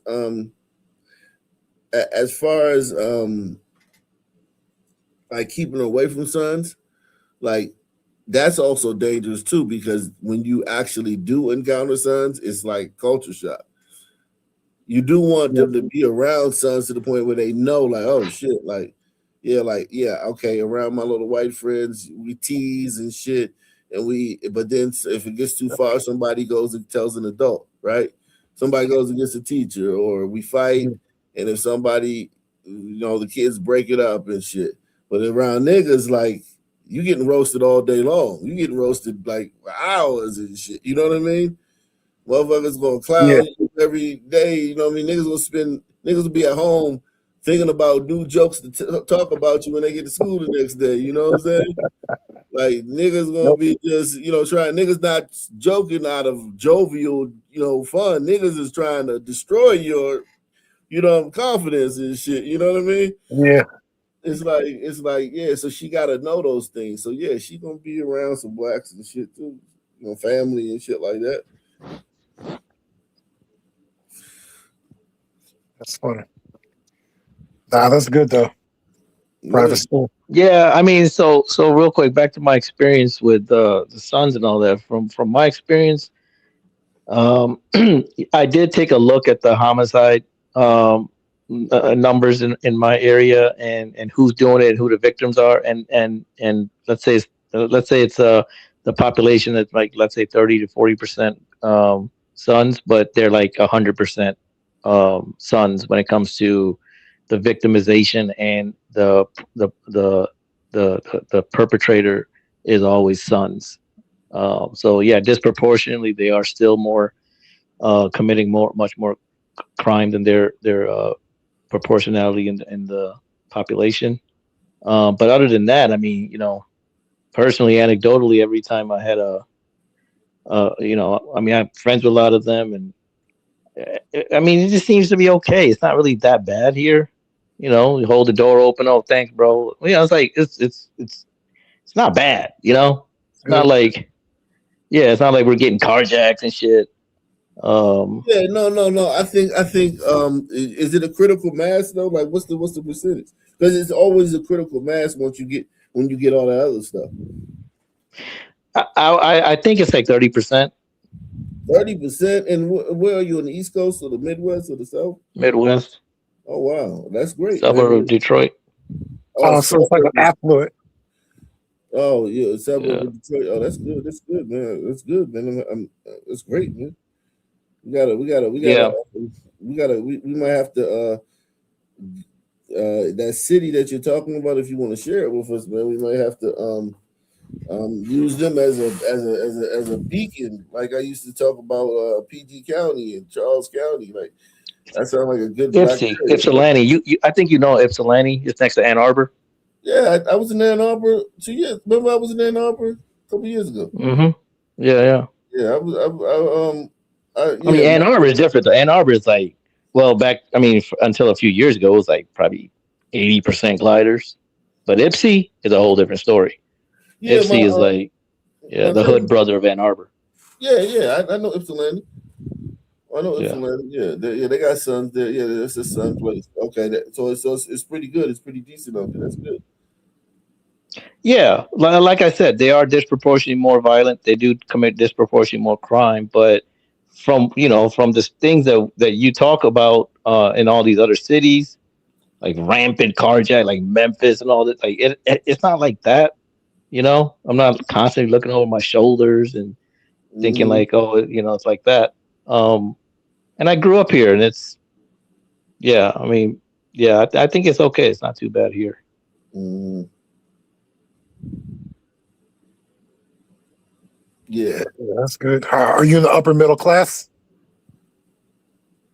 I would say so. Yeah. I mean, the area I live in is Ann Arbor Public Schools, so I'm like on the outskirts of Ipsy, but it's Okay. still like, yeah. So it's like the one street over is Ann Arbor. So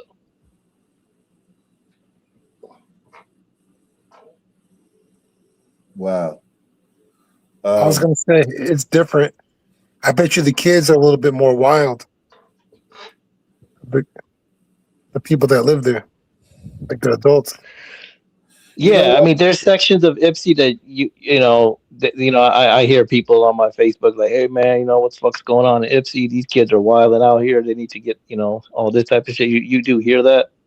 Um, but it's not like a carjacking or a murder every day, unlike these other cities are. And it's still a high number of sons here, so you would expect to be like a lot more, but it's not really that much. I don't think. Maybe yeah. Like couple of years ago, I did some research on it. It was like 7 homicides for that one particular year, and they were all like sons, and the perpetrator was sons. Yeah, that's what I'm saying. Like, Yeah. yeah, like 7 homicides is not bad for a city of what 100,000 people. Yeah, probably something like that. You know what I'm saying? That's a very good, but all of them were sons. Yep. Yeah, like 7 for 7. So, and if it was 14, it would be 14 for 14. If it was one white guy, he got killed by a black guy. Yeah, So, yeah.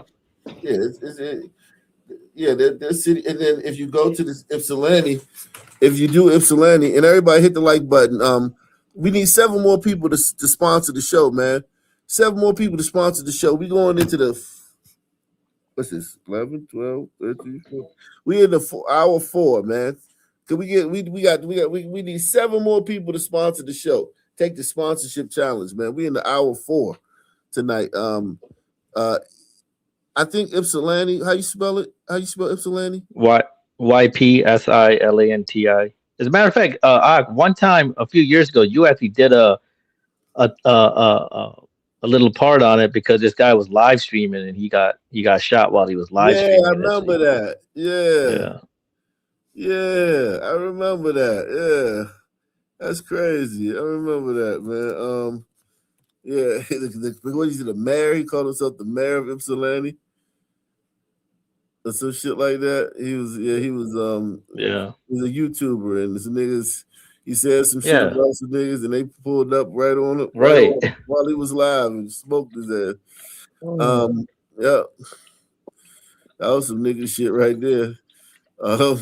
Oh, John Galt, man, why you didn't tell me John was in the back? What's up, John? What's your thoughts, man? What's up, man? Ain't been up here in a minute. Figure I'd pop in with this Karmelo news. Go ahead. What's your thoughts, man?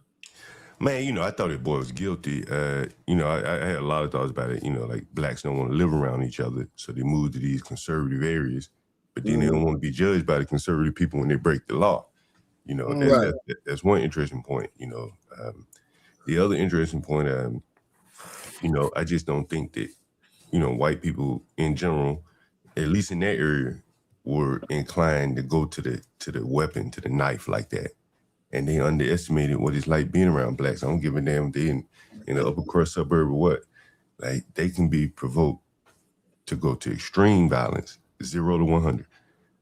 And the white boy underestimated that black.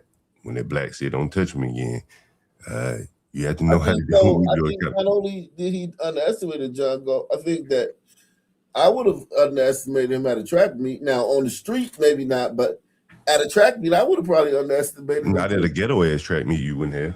But that wasn't a ghetto ass track meet. But I'm saying, like, he from the ghetto though. That boy got the ghetto in him, right? So no matter what you bring to the suburb, whatever, he's still gonna have that ghetto in him. And so when he said "touch me and find out," like, you know what the blacks mean. If he said that in the ghetto, you know what he mean. Yeah.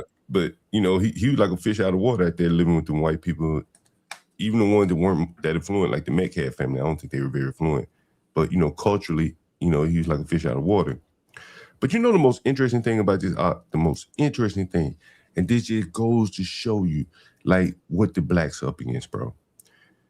When that boy was facing victim statements from the impact statements from the Metcalf boy family, and when he was facing sentencing, that boy mom and daddy were gone. They didn't show up in court. Like, this was his loneliest hour. Yep, all by himself. They'll never see him again in regular clothes. They may be dead by the time he gets out of prison. You never know.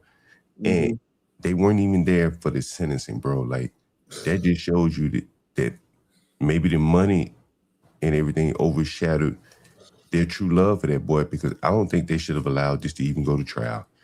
That was a sham, bro. Like, what they allowed happen to that boy was like malpractice from a family standpoint. They talking about the lawyers and all that. Man, that was a shame, man, to let that boy go to trial in that county with no evidence, no witnesses, nothing. You just got to plea it out, man. Yeah, definitely plea. You got to do. He once he committed that crime, he was going to have to do some time, man, and it was just a matter of how much. And they were trying. They actually thought that he could not do any time by getting not guilty plea. Well, I actually think, man, the Ben Crumps of the world, they're on the street. You know what I'm saying? They're doing the old street protesting and stuff like that. I think the YouTubers, the people in the internet world, have taken the place of the street politician protesting. And so you see the Dominic Alexander, he's a YouTube type of guy, and the Tiffany Billings, all these other people. They probably convinced these people that he wasn't guilty. He touched him. Yeah. That whole black. It does, because you have to do that in order to get money from him. Yeah. Like, if you come to them and say that, "Oh man, this boy got to do some time," they're not gonna give you no money. Right. They're not gonna listen to that. Yeah. And so I think his parents were listening to people like that, and the lawyer, he probably just took the money. He didn't give a damn. Right?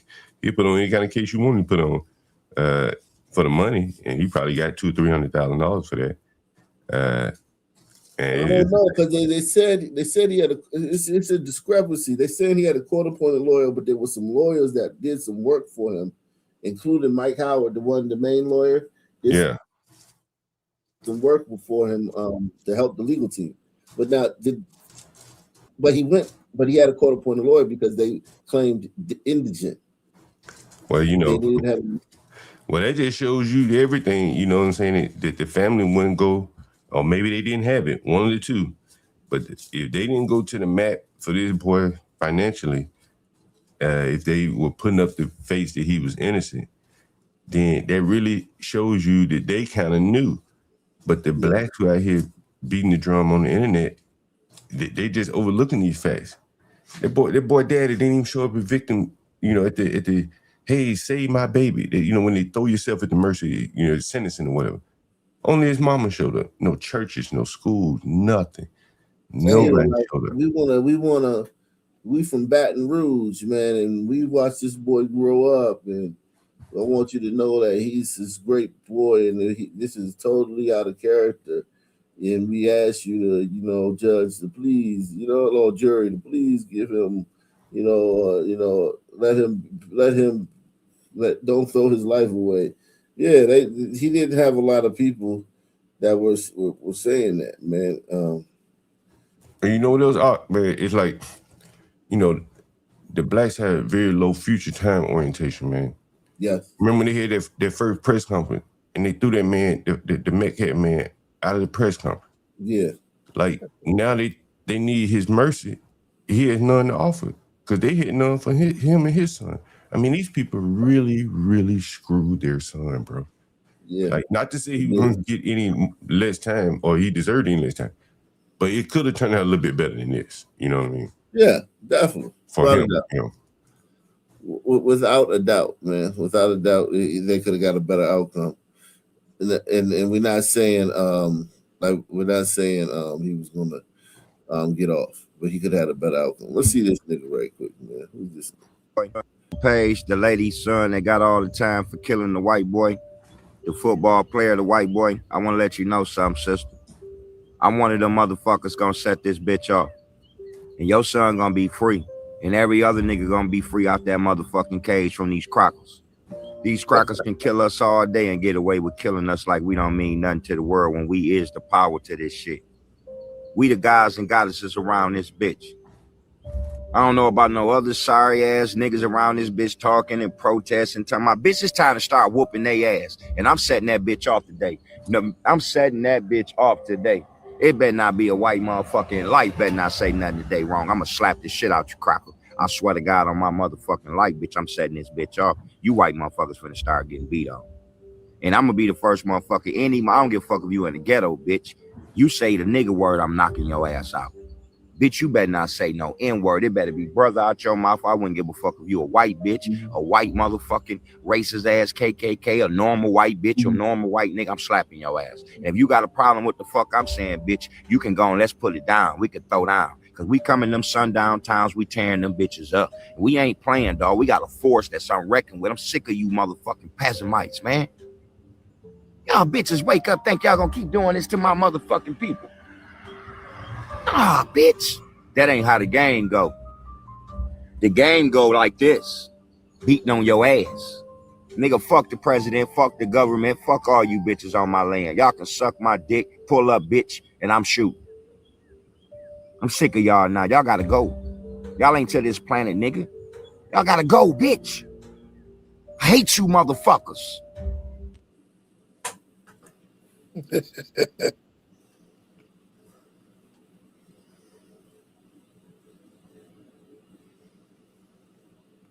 Come up here to play with you. I didn't come up here to play with you. Let me hear something else out of you. You said something else, nigga. Don't say no crazy shit to her again. You hear me? Yeah. I didn't come up here to play with you. I didn't come up here to play with you. Let me hear something else out of you. said something else, nigga. Is that the same dude? Nigga. This is cool. Video shows the man punching the clerk and knocking him into a cooler after telling him not to say crazy things to a woman again. After the clerk falls to the ground, the man continues punching him multiple times before leaving the store. Police say the suspect was identified hours later after the video was released on social media. I think that old man right there. Oh yeah, you won't hear nothing about this either. Father of 7 was shot and killed on a Bronx MTA bus after telling another passenger to stop yelling on the cell phone. Jonathan Pettigrew, 41, was shot and killed on a Bronx bus after telling. Police say the passenger pulled out the gun and fired a single shot that hit Jonathan in the stomach. Video shows Jonathan getting off the bus after the shooting and stumbling onto the sidewalk before collapsing. He was rushed to the hospital but did not survive. The suspect fled the scene and remains at large. Off the bus after the shoot, Jonathan Pettigrew was shot and killed on a Bronx bus after telling another passenger to stop yelling on his cell phone. Police say the passenger pulled out a gun and fired a single shot that hit Jonathan in the stomach. Video shows Jonathan getting off the bus after the shooting and stumbling onto the sidewalk before collapsing. He was rushed to the hospital but did not survive. The suspect fled the scene and remains at large. Jonathan. Did anybody help him? If it's niggas and niggas don't know what to do, like they it's probably you know what I mean, like they don't have no clue what to do in this situation. But if it's a white person around me, the white person helped him. Yo, according to Sons, you shouldn't have told him not to talk loud on the phone. That's what he get. Yeah. Sons are wicked, man. Yeah, I wouldn't, man. I like I tell you, man, you can get off the bus and then catch the next one. Yeah. I'm telling you, you don't have to deal with this shit. Like for instance,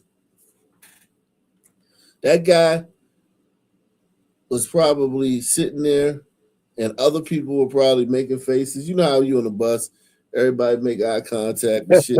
The dude that's roll their eyes or whatever. The dude that's talking loud on the cell phone or whatever, blah, blah, blah. And he probably was like, he probably a street dude. He looked like he might be or an ex-street dude or whatever. Just, a homeboy or whatever, older homeboy. So he probably think like, yo, let me step up. Well, really, in that case, what you got to do is think about your kids. Yeah. You know what I mean? You got to think like, damn, if I what about my kids? Like, who, like, they waiting for me to come home, or they looking at me, you know what I mean? They can't wait to spend the weekend with me or whatever, whatever his situation is, right? Because what happened is a possibility. It's a possibility you on a bus in the Bronx and you tell somebody something in front of a bunch of other people, which that dude may be embarrassed by that, or his pride may be, hurt by it. And you may be talking to a criminal. You may be talking to a killer. Like the guy you're talking to may be a cold-blooded killer because you're in the Bronx. Yep. You know what I mean? There's a high per capita of killers. Like you in Southeast DC. Go, you on the bus? Would you do that on the bus in Southeast? Hell no, man. Man, I started shit like that happened on a bus the other day, and no one would say anything, but a big black woman said something, and that kind of calmed the man down. He lucky he ain't go with her, but no men were gonna say anything because it just ain't worth it. You know what I mean? Yeah, right. So it's like you got just asking a black person about to change their behavior or to respect everybody else in the vicinity can get you killed. Especially if you do it in front of people. Hell yeah. Yeah. You embarrass him and shit. Yep. Yeah, it can get you killed. And you'd be like, and people be like, well, you guys gonna go to jail forever. Yeah, but I mean, like, niggas don't, that's not a deterrent. Prison is not really a deterrent for blacks. It is for some, but it's not the deterrent that it should be. Prison should be a huge deterrent. But for blacks, it's just like it's a minor deterrent. I mean, not much of their life changes in prison. You know what I'm saying? Like, for me, well, you don't have no women, but a lot of them can get over that. Shit, the women they got access to ain't really worth. We walk around together, man. These women ain't worth. John, you know how niggas are. Niggas are pussy. Niggas are chasing tail. Niggas chase tail all the time. Some nigga in DC is all they do is think about chasing some pussy, chasing some tail. So to go to a place where there's none of that for years on end should be a deterrent, right? I think it might be deterrent to me or you. I don't think they think that far ahead. You know what I'm Yeah, saying? that's where you got it. They're not thinking. They're not think like those thoughts don't come once you offend them or once you you, you get on their radar. All that other shit, they get tunnel vision. And then I think the other part is, man, you know, what I've been talking about a lot. The women so ugly in the ghetto, man. Like that's not gonna really make you want to stay out here on the street. It's not gonna be a strong gravitational pull to The keep you out on women's the so streets. You know what I'm ugly saying? in the ghetto. God damn And it. there's some real unattractive women in the ghetto, man. At least in Southeast DC, man. Like they're not that attractive, bro. So I see a lot of the men don't really have women. Like that's what I see. They may be chasing tail, but they're not very effective at it because, you know, when I go in at their houses, I don't see any women in there for the most part. Most of these men are living like isolated lives. You know, that's my thoughts. Yeah, but that's new. Like in our era, what chase and tell, having a bunch of bitches. That's I think that's more of a modern thing because they do say that young people are not having sex as much. Teenage pregnancy is down and shit like that, and people are like, not, holler. Women are complaining that men don't holler at them in public. It's a different world this last 15 years. But back in the 2000s, man, niggas in DC, if you was a girl and you had a nice shape or a decent little butt, you get fucking catcalled all day. And you don't remember them days, John? Yeah, but I think it's different now, man. You know, I took a call from a guy, a Hispanic guy. He didn't even speak English, man. His guy he was talking about didn't speak English, but he a foreman for Clark Construction. You know Clark in here in DC. Mm-hmm. Man, he said the Hispanic dude just racking up black women. Like in the ghetto, I think better suited men are taking up the black women that are worth something. Mm-hmm. Either they're black or white, whatever, but you know, and they're leaving back the scraps in the ghetto, and the men don't really want them. They're not putting much effort into it to these women. Interesting. Yeah, I was surprised to hear a Spanish man that Yeah, couldn't speak I'm English. not good for that. I don't know that because I'm not like in DC like that. Like I'm from DC, but these last decade or so, I ain't been into the fabric of DC. Yo, I got a clip on my channel, bro. It was a dude, he just got out of prison. And he was in my house. And I was interviewing him. He said, man, you can get sex on the street, like Benning Road, $10. That's what and he was saying he bought it for $10. And man, like, if you can find sex on the street for $10 in DC, like, what's the point of even trying to form a relationship? You know, if you down and out, you know what I'm saying? And he's down and out. And women clearly are down and out. Like, no relationship is going to be formed in that kind of environment, you know. That's crazy. Benning Road ain't even a whole stroll. Over Southeast side, it probably is. Where? I'm not very familiar. He said like Benning on the Southeast Benning side. Road ain't no whole stroll. The only whole strolls in DC I know was Eastern Avenue, New York Avenue. The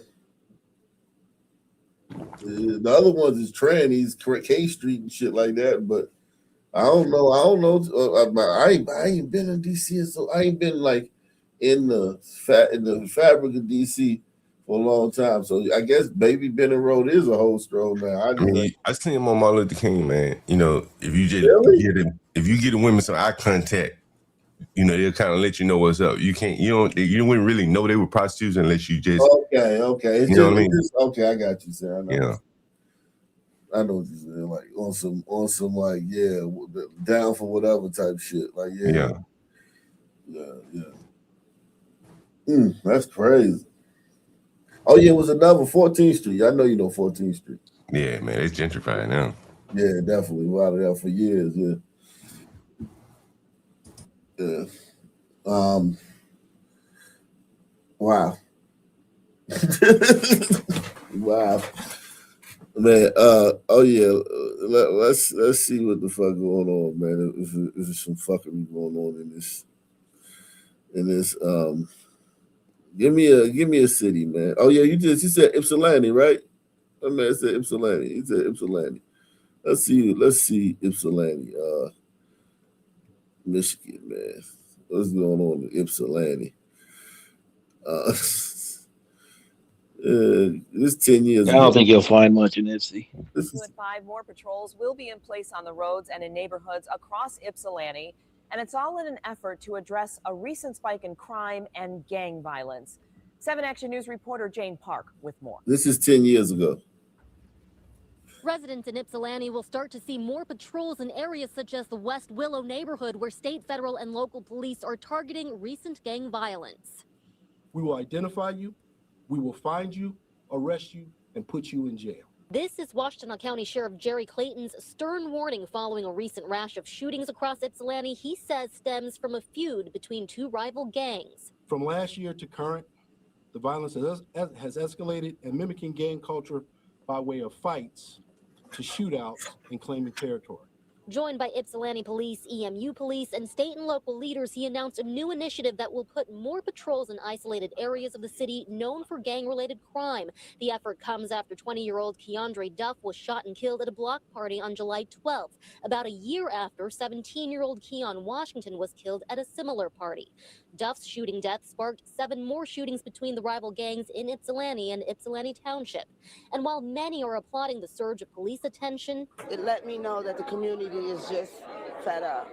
Others say this was a long time coming. Why didn't they do it when the first person was killed? But authorities say the responsibility doesn't fall on police alone and will require the help of faith leaders and concerned citizens too. The fathers and mothers. they don't hear that. They don't hear that shit. Give me another city, man. They don't hear that shit. Yeah, have you seen that meme going around where they're comparing Carmelo Anthony's case and his sentencing versus this white kid named Cason Allison? So there's like a meme going on there. Oh, he stabbed somebody too in school, and he only got 10 years, but Carmelo got 35 years. And then I looked at the case.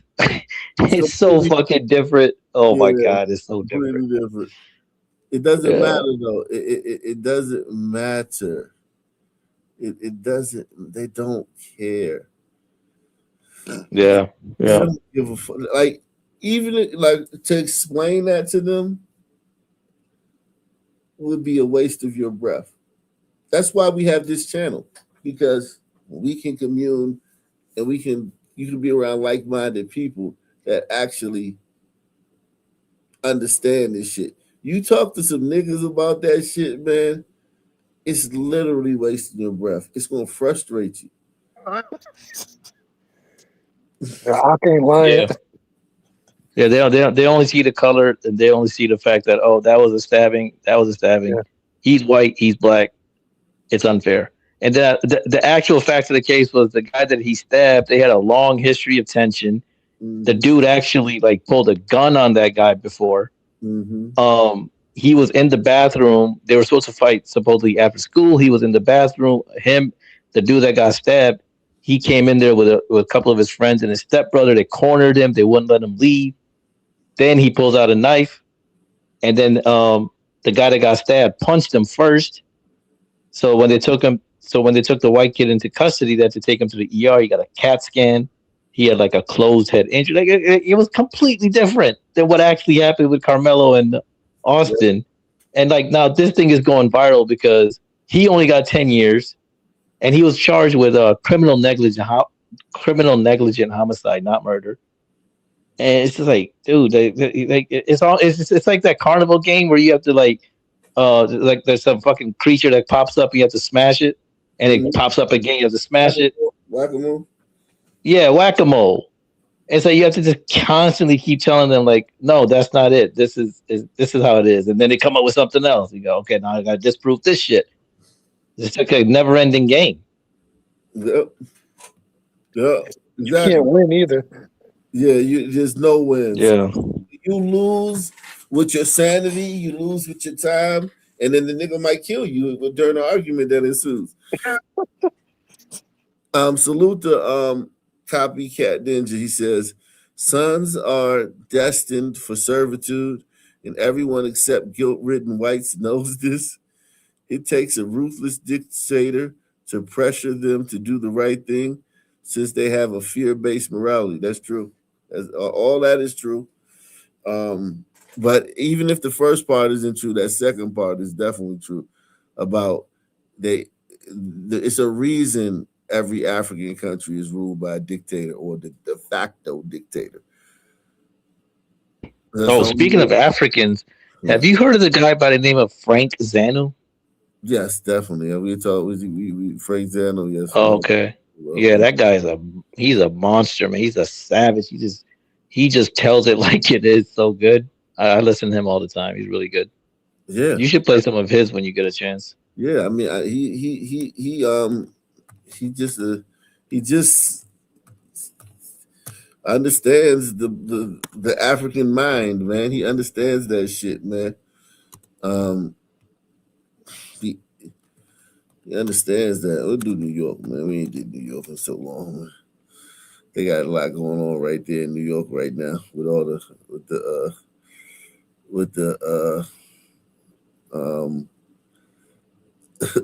the finals, the NBA finals and shit.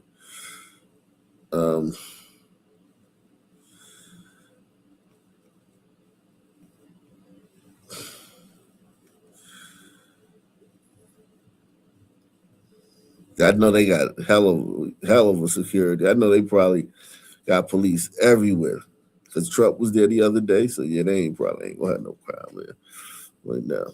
Trump was there the other day. They probably locked up half the goddamn thugs in the city for the night.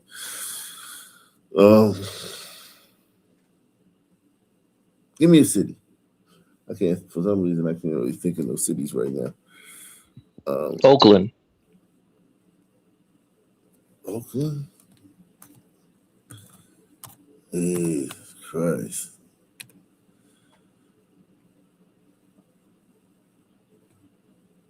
That should be entertaining. Out west. They having the World Cup coming there soon. Oh shit. Shit.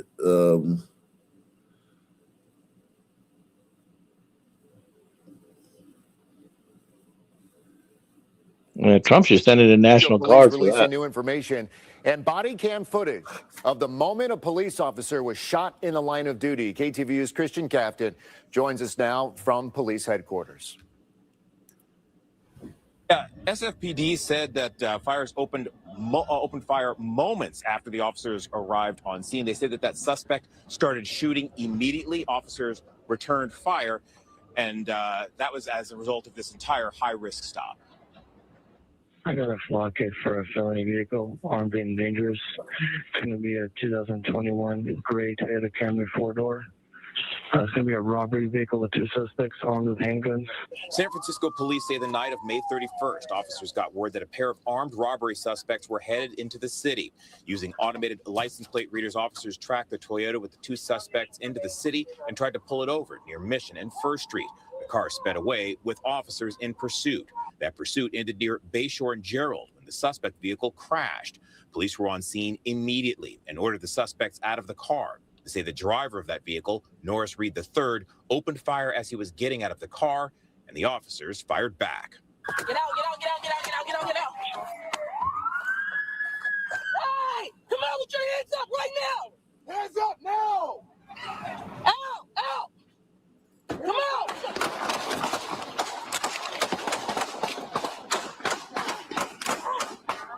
Police say Officer Brittany Taylor and the passenger in that Toyota, Ariansana Del Gorsarin, were both shot in that exchange of gunfire.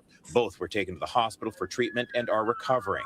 Police say they located Reed about an hour and a half later, sitting on a bench in the Bayshore Navigation Center. He was arrested without further incident. Police say they found a .40 caliber Glock and a ghost. Reed? What is this? Some nigga? Reed? Yep, that's a brother. I don't know if you can see him. Yeah, that's a brother. Shit. Look at that. Look what this nigga with them police do. That he just shot a female cop during the traffic. Oh my God. Think about how often this happens compared to niggas getting shot by cops. This happens far more. Probably 50 times more do a nigga do some shit like this than do we have a George Floyd fucking whatever the fuck Philando Castile type situation. Shit crazy, man. Yeah, but they're gonna say the cops returned 95 bullets versus his 3. Now he That's what they're survived. gonna If he say. would have died, yeah. If he would have died, they'd be like, "Damn, why they shoot? They had to shoot that Yeah. nigga, son." A 40 caliber Glock and a ghost gun on him at the time of the arrest. We have one detained inside. He was sitting right inside the door. All right, and we have a 221 to recover. We do have a 221 matching suspect description gun. I live here, bro. Okay. I live here. And Mike, police tell us that the two in the car were both arrested. Norris, the alleged gunman, is set to be formally charged on July 2nd. Obviously, a lot of investigations still underway on this case. Remember, anytime there's an officer involved shooting, the district attorney's office and various agencies all investigate to monitor that shooting and try to determine exactly what happened. So we will continue monitoring the developments here. And again, like I said, we'll be in court July 2nd when that suspect makes his next appearance. Hey, Christian, I'm wondering, it's been 10 days now since she was hospitalized. Did the police department give you an update at all in regards to her condition right now, Officer Taylor? Yeah, they're saying that she's still recovering.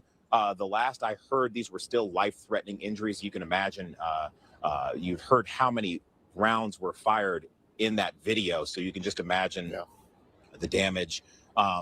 So certainly everybody's heart going out to her at this time and hoping for the best. Absolutely. Christian Captain, live tonight in San Francisco. Christian, appreciate it. Thank you.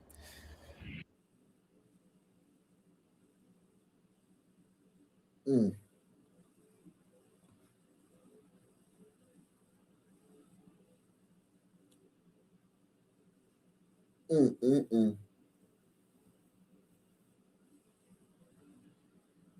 On the 4, we're following developing news in Oakland this afternoon. This is where police are investigating a crash that killed 2 people and injured a police officer. Skyfox up above the scene where there is an extensive Look at that fucking car, man.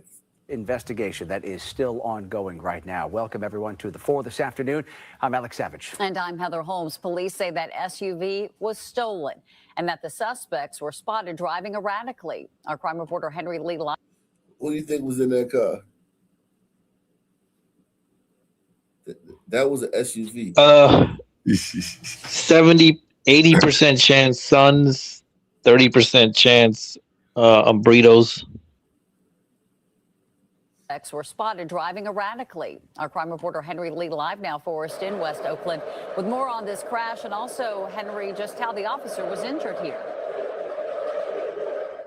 Yeah, this is still very much an active scene here in Oakland's Fruitvale district. Take a look behind me. You can see that smashed up Oakland police car, and just down the street, the stolen SUV, which hit that police car, and then a pillar that supports the elevated BART tracks. Now, the driver of that SUV was arrested. 2 passengers died. This area still blocked off as police investigate. A chain reaction collision took the lives of 2 men in the stolen SUV after they smashed into an Oakland police car. It happened at the intersection of East 12th Street and 29th Avenue in Oakland's Fruitvale district shortly after 11 Monday morning. It began when an Oakland Housing Authority police officer spotted the SUV being driven erratically on East 12th Street and tried to pull it over. But the driver refused to stop and took off at high speed. The Housing Authority officer did not chase the SUV and turn off his lights and sirens. But the SUV continued heading east on East 12th Street and then crashed into a marked Oakland police car at 29th Avenue. The force of the impact caused the police car airbags to inflate. The officer was taken to a hospital. The SUV ended up on its side. 2 men who were riding in it were killed. The driver of the SUV tried to run away but was caught by a Housing Authority officer. Oakland police are leading the investigation into the deadly crash. The crash led to the closure of the busy intersection, which is adjacent. You know all the trouble niggas cause, man. Niggas cause a whole bunch of trouble and shit, man. Wait, so these fools, like, the police decided not to pursue them, and this dumbass of all the cars, he had to crash into a police car? Yep. What the fuck? That's crazy.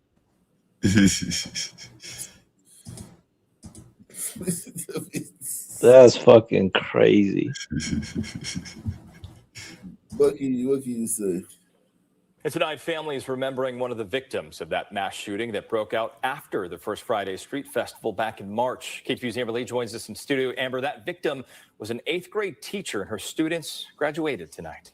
That graduation took place tonight without their beloved English language arts teacher, but her words and her legacy were definitely a part of the ceremony. Before the event, her family shared with me her impact on the community.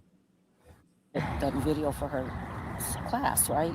Two sisters finding comfort in one another as they honor the memory of their sibling, Letitia Bobo, a school teacher who was among 2 people killed during a mass shooting in downtown Oakland 3 months ago. She was excited about anything and everything and extremely, extremely passionate. She would give her all to anything. Bobo's life was cut short on March 7th. She was at a nightclub where 2 men exchanged gunfire, and she was struck by a bullet when one man's rifle sprayed the crowd with bullets. Her family. Think about this, man. I remember we did this story. This guy got shot and he died, but he got shot, and as he was laying on the ground, he just sprayed the whole crowd, and he killed. And his teacher, damn, I didn't know it was her that got killed because they didn't say that. But yeah, this is sad, man. She went out for a night. She deserved to go out and have some fun. There ain't nothing wrong with her going to no nightclub, right, John? She had to go out to the nightclub, right? She young, without getting killed. Oh, damn, my bad. I was on mute. Yeah, hell yeah, that's all it is. You know, because some people be like, what she was doing there? Like, nightclub chilling. You don't think 2 niggas gonna spray the crowd? Well, I mean, you should. Put it like this. That should be in the back of your mind, right? In the back of your mind. Fire, and she was struck by a bullet when one man's rifle sprayed the crowd with bullets. Her family is when one man's rifle sprayed determined to carry on the passion she had for helping others. On this night at Caliber Beta Academy in San Pablo, Bobo's students graduated from 8th grade. Her belief in the power of education shines through. This is a scholarship that will continue to live on. 2 students studying performing arts were awarded scholarships from a nonprofit Bobo co-founded. Students demonstrated their love for her in the graduation caps and stoles they wore during the ceremony. Wait a minute, she was a teacher. On the day before graduation. Teacher. And what kind of event was this she was at? A nightclub? Yeah. Like a ghetto ass nightclub? Is she teaching? I mean, here's the thing though. Like, let's be honest. It don't have to be a ghetto ass nightclub, like you said earlier. Oh, there had to be some ghetto ass niggas in it. Man, look at that club. Well, these are the teachers of today. I'm not gonna beat this woman up for going out. So she had a foundation. She a teacher. She worked hard. She made, she looked like she was singing. She might have been there performing. Shit, I bet you see the flyer for that club. I bet you to see the flyer for that event she was singing at. Yeah, that'll tell a lot, the flyer. But I just don't want to bash people for doing normal stuff. You know how they say you in the wrong place at the wrong time? Why is everywhere you go where niggas are the wrong place? Why if can't they drinking and music? Shit, it's almost damn near guaranteed something gonna happen. You can't go around. Anytime you go somewhere where niggas are and you get shot, it's like you should have known. Well, if that's the fucking case. Graduation caps and stoles they wore during the ceremony. So we want to honor her. On the day before graduation, her students were given bracelets bearing the words that Bobo lived by: be stubbornly determined to do good and do it for Miss Bobo. The family has a message for her students. Whatever this experience has been, whatever impact it's made, allow that impact to be something that helps drive you toward being different, being positive, making change in this world. Bobo was also a musician, a television scriptwriter, and a world traveler. See, she was probably she probably go to the club to perform. She might have been on stage while we know it. The niggas just shooting this shit. You know, you see that nigga? He was on the ground, just flailing, waving the gun in the crowd. She could have been on stage for all we know, man. She's singing their music. She's appealing to him. Everything comes along with that, bro. Oh, fuck, man. God damn. Nothing about this. Not a peep from niggas about this, huh? Yeah, no protests, no fucking videos, no fucking live streams, nothing about this shit. She was a pillar in the community. Something that helps drive you toward being different, being positive, making change in this world. Bobo was also a musician, a television scriptwriter, and a world traveler. Her family tells me she lived a life of purpose and intention. While tragedy may happen, there also can be beauty from it, and to focus on the things that bring strength. Bobo was 33 years old. Her family describes her as being adventurous. They tell me they take comfort in knowing that she lived her life with courage and conviction. Greg? Yeah, clearly living a... Jeez, that's fucking terrible, man. Yeah, I think we should end on that one. That's terrible, man. That's a horrible. Any final thoughts, guys? Good show, as always. Yeah, man. Salute. Same black time, same black channel. I'm out of here. Subscribe.